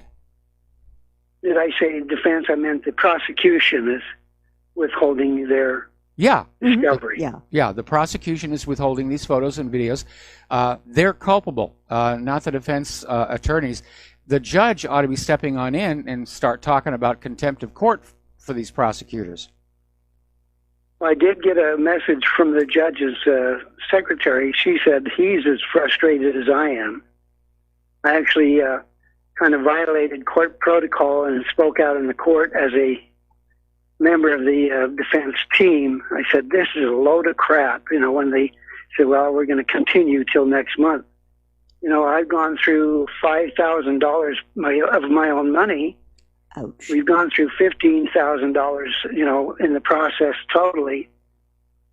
The judge gets paid, the prosecutor gets paid, the defense, he gets paid, the defendant and his advocates or his specialists like me, we haven't been paid. We've been paying. Yes. Anyway, I think it's a game of we wait you out and we bleed you out. And it sounds to me like the prosecutors moved precipitously to charge the defendant, and when you asked to see the photos and the videos, they took a good long look at them and said, this doesn't actually prove our case. And rather than simply drop the charges, which would have been the right thing to do, but it looks bad on a resume, I think they're probably aware that the defendant is homeless and on the streets, and they're hoping that he's simply going to pass on before they actually go to trial. It's a terrible situation to be stuck in. Anyway, listen, Tom, we're going to let you go. If you have Mike, if you have a moment, take a look at that on meadowsfire.com. I put up what I have, and you'll see the atrocity. All right. Well, I'll take a look at that. Separated. Tom, we got to let you go. Go to meadowsfire.com. Thank you. Okay, Tom, we got to let you go. Switch over to Chris in Las Vegas. Aloha, Chris. Welcome to the show. What's on your mind? Well, thank you, Michael. I apologize for the background, but I'm trying to get over to the side so I can have quieter talk with you. But you were talking about some of the corruption there in Honolulu, Hawaii, or at least on Hawaii. There's a case over there in Hawaii called Puana versus Kealoha. That was Louis Kealoha and his wife Catherine Kealoha, he was the chief of the Honolulu PD. Yes. His wife Catherine Kealoha was the assistant deputy prosecutor for the province there, and they were both brought up on charges along with 6 high levels of their criminal intelligence unit under Kealoha, the chief, for quite a bit of corruption over there. And it's substantially similar to the case that I've been drug into by bully gang people attacking me and then trying to claim the blame on me, the victim, here in Las Vegas. It goes as high as the governor now, Steve Sisolak, who was supposedly elected. I think there could have been some election tampering here, very likely, who put his daughter to act as a pretender defender supposedly to defend me, but really covering up for his criminal posterior. In a secret Federal Rule of Evidence 702 FISA court abuse, much like the president is undergoing, and quite a few of the other things that are going in that particular FISA abuse of Carter Page and others, when they use these sham legal fictitious so-called affiants who were highly conflicted, biased, and politically adverse to the conservative interest of the people they were trying to indict. And so the district attorney here has pretty much weaponized the whole legal system. It involves federal officers from the FBI that false arrested me back in 2016. Well, that may be why they chose Las Vegas to stage that shooting, which was an obvious false flag. Anyway, Chris, yeah, we know that high up in government there's a lot of corruption. I basically stay away from government, and I remember that case. There's if you read the local Hawaii news, there is a lot of corruption going on, and some of the worst of it is surrounding this light rail project, which is years behind schedule, billions over budget. Nobody knows when this thing is ever going to run. There's a grassroots organization demanding an audit to see where the money went, and the city government and the company that's building the rail are fighting it tooth and nail. Anyway, Chris, we're going to let you go, and we're going to go ahead and we're going to close the phone lines again because we're getting these off-topic calls, and we want to get back onto the news here. So what is your next story? Well, this is about Bibi Netanyahu, who we know is under an indictment, 56-page indictment. Yes. And he recently made the observation that Iran's oil smuggling needs to stop. Yes. And in violation of U.S. sanctions. But he wants the international community to do the stopping. And now, that's not what he was saying earlier in the week. No. Earlier in the week, he was saying Israel's Navy. Yes. Okay. But he was speaking at a graduation ceremony at a naval base in Haifa. And the prime minister said Iran is trying to bypass the sanctions on it through the covert smuggling of petroleum via the sea. And he also said, as these attempts expand, the Navy will have a more important role in efforts to block these Iranian actions. Now, the later part of the statement is interesting since the Israeli Navy has not had traditionally any presence in the Persian Gulf. Well, they send a lot of submarines down there. Yeah. And the prime minister also called on the international community to halt by any means Iran's attempts to bypass the sanctions via the sea. All right. Well, we got to take a break here for commercials, and we'll be right back. And aloha, America. Welcome back to our show here. And Netanyahu may be grandstanding to take the public attention away from his impending indictments. Mm-hmm. And, of course, he's facing a very hard election coming up, and right now he's trailing behind Benny Gantz. But by being this fearsome warrior, I think he's trying to attract more voters back to his side. I think the idea of an Israeli warship attacking one of Iran's commercial vehicles is a very dangerous line to step over. I agree. And that would lead to Iran escorting their tankers mm-hmm. with their warships. Or possibly Russia's. Possibly Russia's. Yeah. And again, this attitude that the United States has the right to sanction everybody in the world is completely bogus. Mm-hmm. You're only subject to U.S. sanctions if you're using the U.S. dollar. Mm-hmm. And what Iran and China and many other countries on planet Earth are doing right now, mm-hmm. They're moving away from the dollar because the dollar's been weaponized. It's another weapon of war. I see. And we're seeing that in Iran. We're seeing that in North Korea. We're seeing that in Venezuela. Mm-hmm. The dollar has been turned into a weapon of war. So what's your next story? This comes from Blacklisted News. Again, a very solid site to look at for information. And this has to do with the EU. Apparently, the EU Parliament paid news publisher AFP to create bogus propaganda video in favor of their EU copyright directive. Now, folks, I don't know if you've ever seen this, but it is some of the most wickedly complicated copyright law I have ever seen. It And would basically end the internet as we know it today. It would actually make, memes illegal. Where you'll take a graphic or something and you'll add to it, you'll add a caption to it. Yeah. That would now all be illegal in the European Union. Yeah. Now, obviously, Europe's copyright law, I don't think, is going to be enforced here in the United States, but you never can tell. Right now, the powers that be clearly want the internet as it's been for ever since ARPANET. They want it to go away. They want the internet to be just another for-pay content delivery platform. It's just got a few more knobs and buttons on it than traditional television. Yeah. And they want things like blogging to go away. They want everybody on social media so they can be filtered and monitored. Again, I'm not surprised that they're mounting a propaganda campaign to try and sell this idea. Yeah, yeah. And what is really odd is the fact that the EU Parliament hasn't even voted on this yet.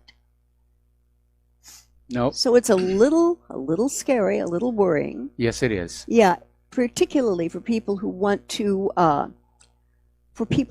share their ideas, their information. It's just going to make it darn hard. Now, the Maryland Senate has done something which I think is not a bad move. Unanimously passed a bill to ban state police from denying firearms to medical marijuana users. I mean, folks, let's be honest. People who are on marijuana, they're mellow. They're not going to be violent here. They'll give you a cookie. Yeah. If you want to deny guns from somebody, go after the meth heads. They're the dangerous ones. Absolutely. And I think that this was some very right thinking on the state's part, and I'm glad that they did that. Now, we have another accusation here against the United States from Syria.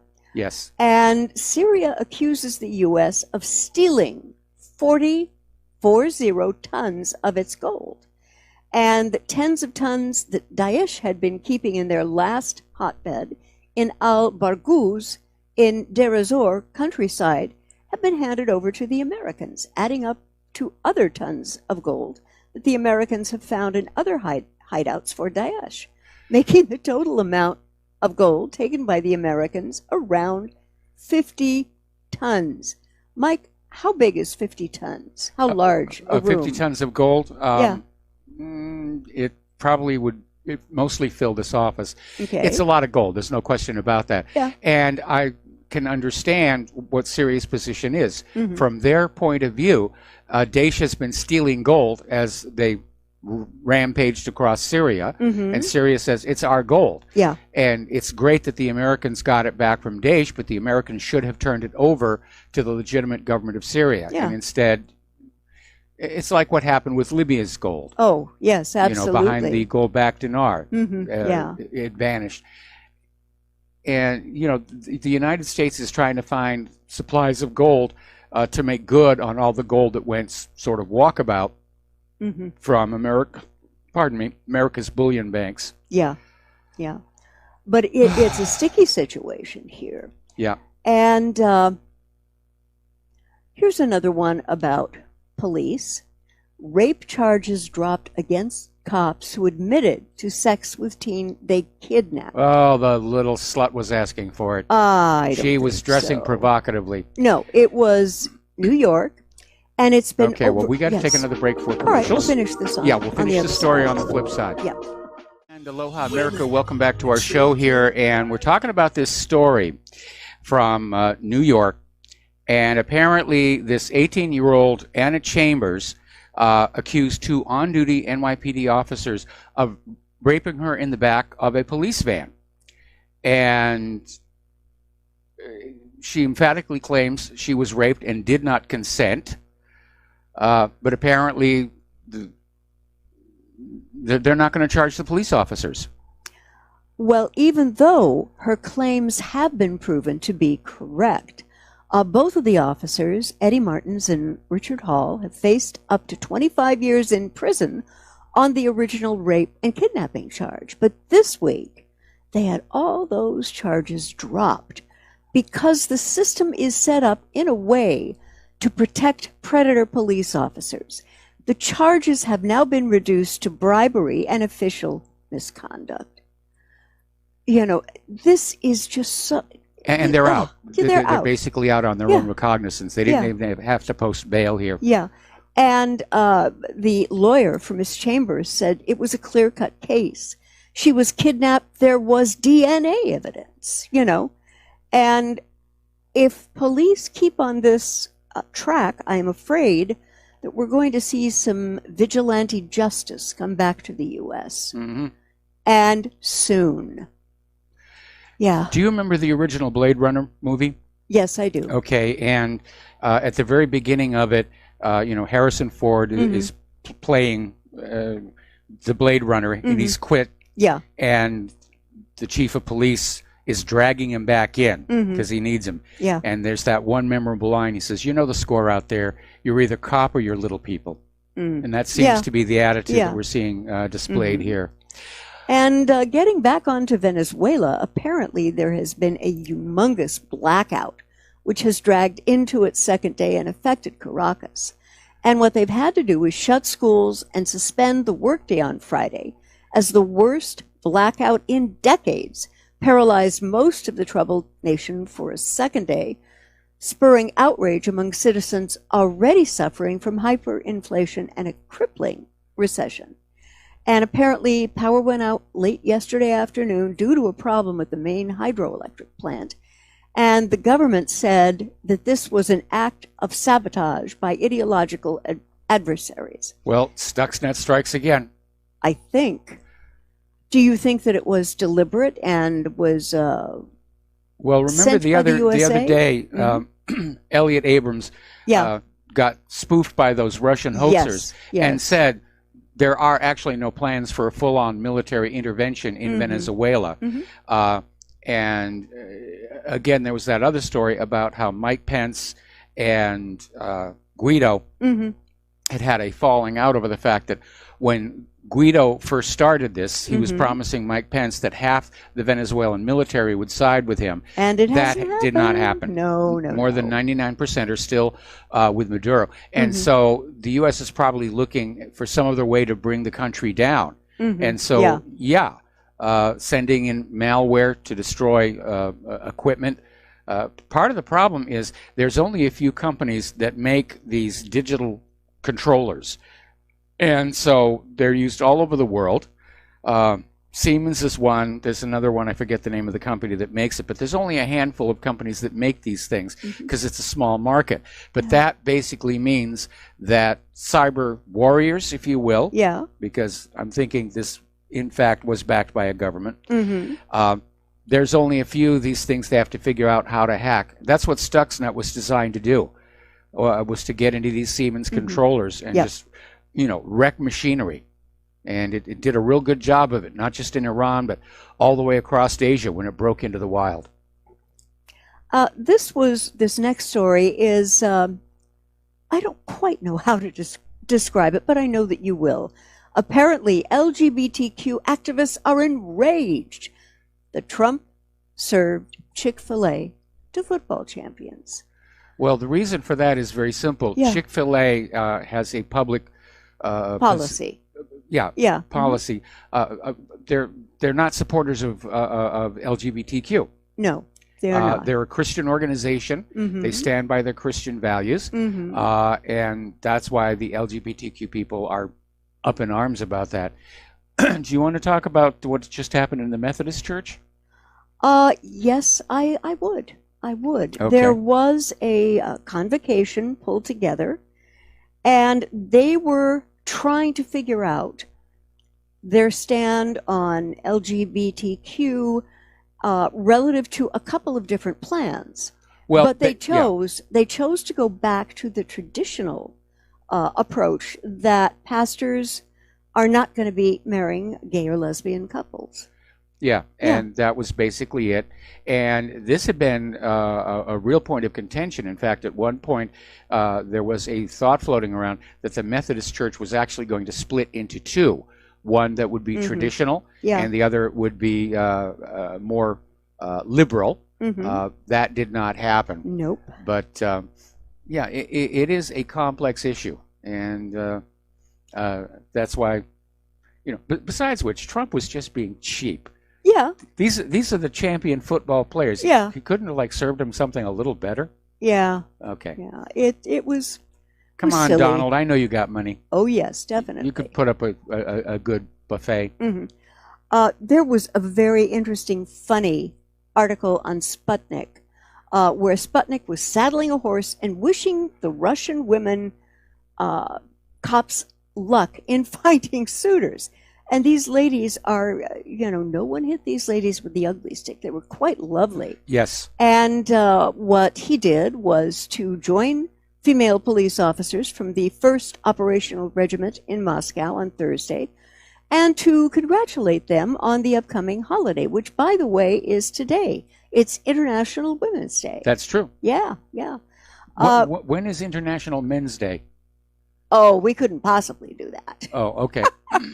Sorry, I asked. No, we should, dear. There should be balance. Yes. Now, getting back to some very serious stuff, Russia is now warning Europe not to accept U.S. missiles. And what they're saying, and this is very reasonable from the Russian side, if you don't want problems on your side, don't create them for us. I mean, that seems to be a pretty straightforward, statement. And Russia has warned European powers against accepting any medium-range weapons from the U.S., which has abandoned a bilateral treaty restricting their use. And the guy who was making the statement is Vladimir Yermakov. He is the Russian Foreign Ministry's Director on Arms Control and Non-Proliferation Policy. And he really did criticize the White House decision to exit the 1987 Intermediate Range Nuclear Forces Treaty. Mike, what was the logic there on Trump's side? Why did he believe that the U.S. now has to wreck it, if you will? Well, unfortunately, there does seem to be an evolving policy of confrontation with both China and Russia. Yeah. And again, it's all rooted in economics. Russia and China have emerged as new superpowers, mostly economically. Back in the 1990s, the attitude in Washington, D.C. was the only remaining superpower was the United States, and we should just act like it. But the United States is in decline. Yeah. They can't compete with China's manufacturing. Oh, no. Trump's tariff wars are a form of economic warfare, again, weaponizing the U.S. dollar. Yeah. And it's actually causing more harm to our economy than to China's. And again, a confrontation again with Russia. And this is all good business. It's, building market demand for those defense contractors. Yeah. But if you go back and you look bit by bit, all the treaties that were put in place at the end of the Cold War, yeah, to basically say, let's cool it down, let's stop spending all this money on these horrible, horrible weapons. Bit by bit, they have been undone. Yeah. The U.S. pulled out of the ABM treaty. Yes. Now they're pulling out of the INF treaty. In fact, I think there's really only one treaty left regarding these weapons between the U.S. and Russia, and I'm expecting Trump to walk out of that as well. Yeah, yeah. It's what is interesting for me to look at with President Trump is the people he admires in the Middle East. Yes. You've got the butcher of Gaza in Bibi Netanyahu, and you have the butcher of Yemen in Crown Prince bin Salman. Yes. Well, bin Salman may be in trouble. There are rumblings of a possible palace coup. Okay. And that it may have failed. Oh, dear. I wouldn't want to be on the failing end of that coup. No, you don't want to do that. Get your head sliced off. Yes, not good. And if they don't like you, they dull the blade first. Oh, ouch, ouch, ouch. A few more hits, we'll do it. It's like when they did Mary Queen of Scots, the guy actually had to take 2 swings at her because she was so round. Yes, I know. Well, apparently, speaking of computers, there has been a new global ransomware attack, and it's locked up networks in Europe, kind of grazed the U.S., but apparently it happened on Tuesday, affecting oil companies, shipping lines, banks, and a major U.S. pharmaceutical company, and marking the second consecutive month that such an epidemic of this kind of malware was used, and it hit the hardest in Ukraine and Russia. I think somebody's testing yet another cyber weapon. Yeah. There's been a lot of discussion on the fact that World War III is actually going to begin on the internet and out in space. I think that would be, yeah. And the epidemic used a variant of ransomware known as Petya, and it froze hard drives of tens of thousands of computers and left screen messages demanding that the owner make a payment of $300 to unlock their data. Well, and nobody does anything about it. No. Where's the NSA? Yeah. Supposedly the NSA has the entire internet wired. Yeah. Pardon the pun there. Why can't they track these ransomwares back to their origin? That's really not good. Yeah. You know, and they hit Or yeah. Why are they unable to track the payments to whoever's picking up the money? And I know it's going through cryptos and blockchain and the rest of it. Yeah. But my understanding was that it has become possible to track payments through crypto systems. Yeah. And we're getting back to EU here. And the breakup of the EU cannot be ruled out if Brussels tries to enforce its pro-immigration policies. And that statement was from Viktor Orban, who is the president of Hungary. He's actually the prime minister. Yeah. And has said that a breakup of the European Union cannot be ruled out if one part of the bloc tries to impose pro-immigration policies on the other. And he was quoted by the Hungarian government's website and said that he could see a danger of fragmentation within the EU. Well, we're already seeing it. I mean, Brexit's almost upon us. We're hearing other member nations of the EU are saying this is a raw deal and we want to get on out. Yeah. This whole European Union was sold to the people of Europe as merely a free trade, free travel zone. And then over time, Brussels has just emerged to be this centralized government. Now they're openly talking complete federalization. And it turns out that was the plan all along, and it was simply withheld from the people of Europe. They got lied to. Yeah, they did. Yeah. And he made the observation, if we are left alone and they do not force Islamization on us, Europe can continue to live as the club of free nations.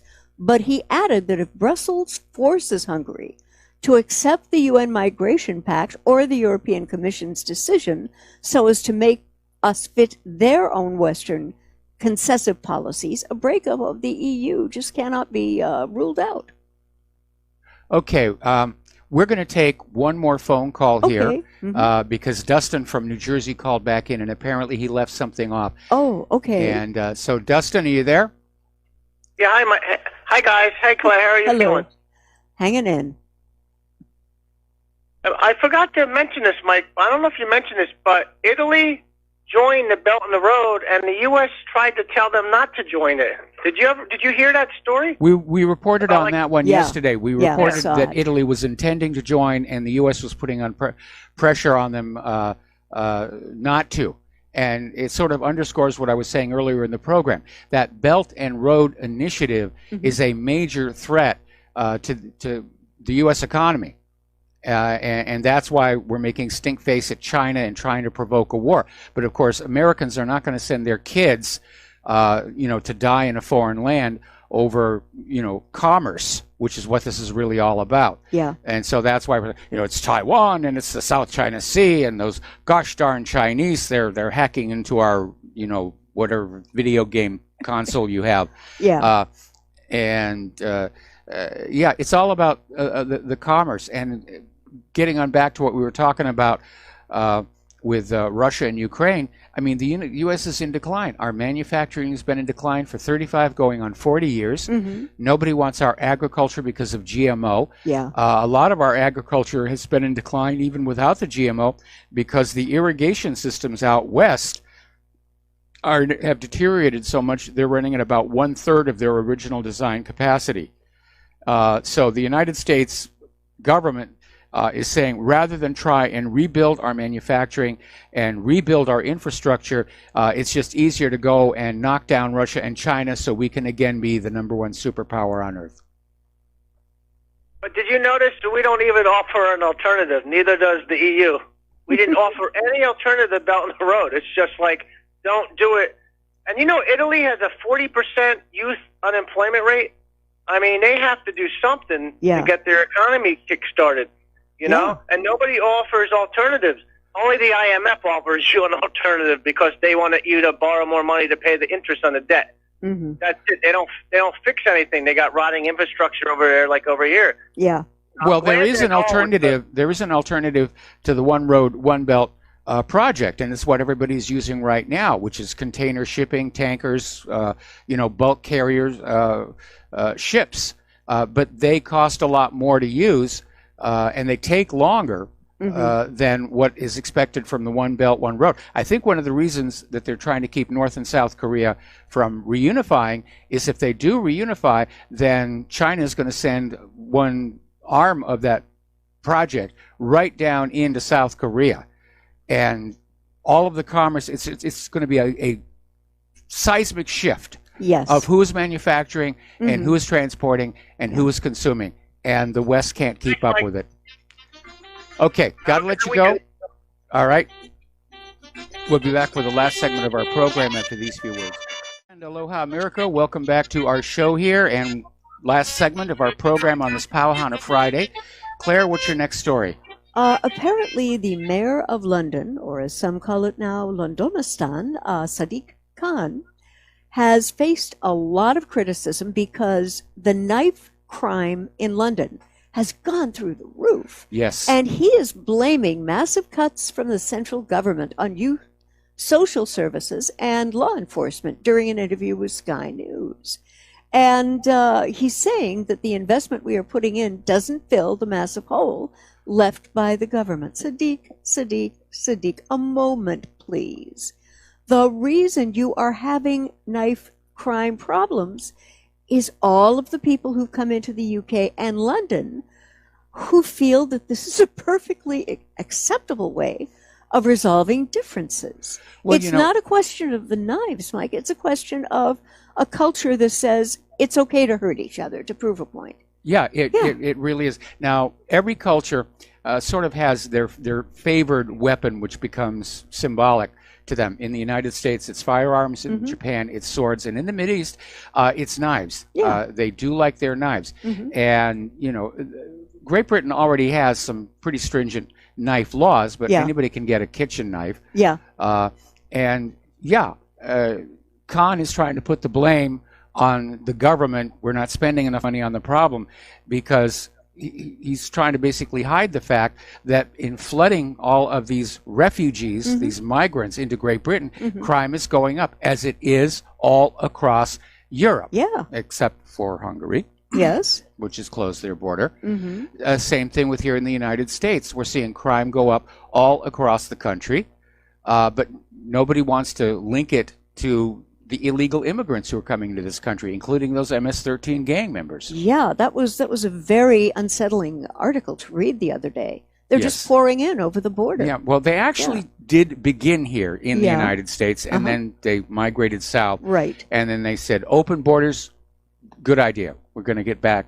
And MS-13, these are really bad people. Yeah. They revel in being bad. They make the Yakuza look like choir boys. Yeah, I think so. Yeah. Yes. And many of them control a lot of the drug trade. Yes. Mostly at the street level. Yeah. And sex trade. I mean, whatever, there's a law. They've broken it. Yeah. And the only... Littering. They're bad litterers. Yes, they are. But the only way that this country is ever going to free itself of the kinds of problems with different implements than Sadiq Khan is looking at, we got to close the borders. We've got to build that wall. The reason walls work is that they keep people from trying to get over the top because they're too high. Well, basically, it keeps social groups within their own social groups to deal with their own problems. But this idea that we could import the third world into the first world nations and not make those first world nations third world in the process was definitely ridiculous. It was never going to work.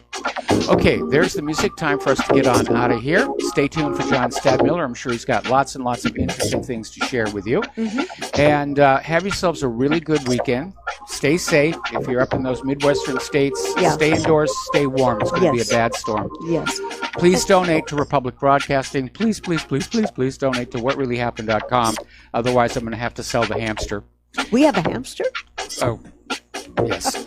No, at the other end. Anyway, okay. Have a good weekend. We'll be back on Monday. Aloha, America.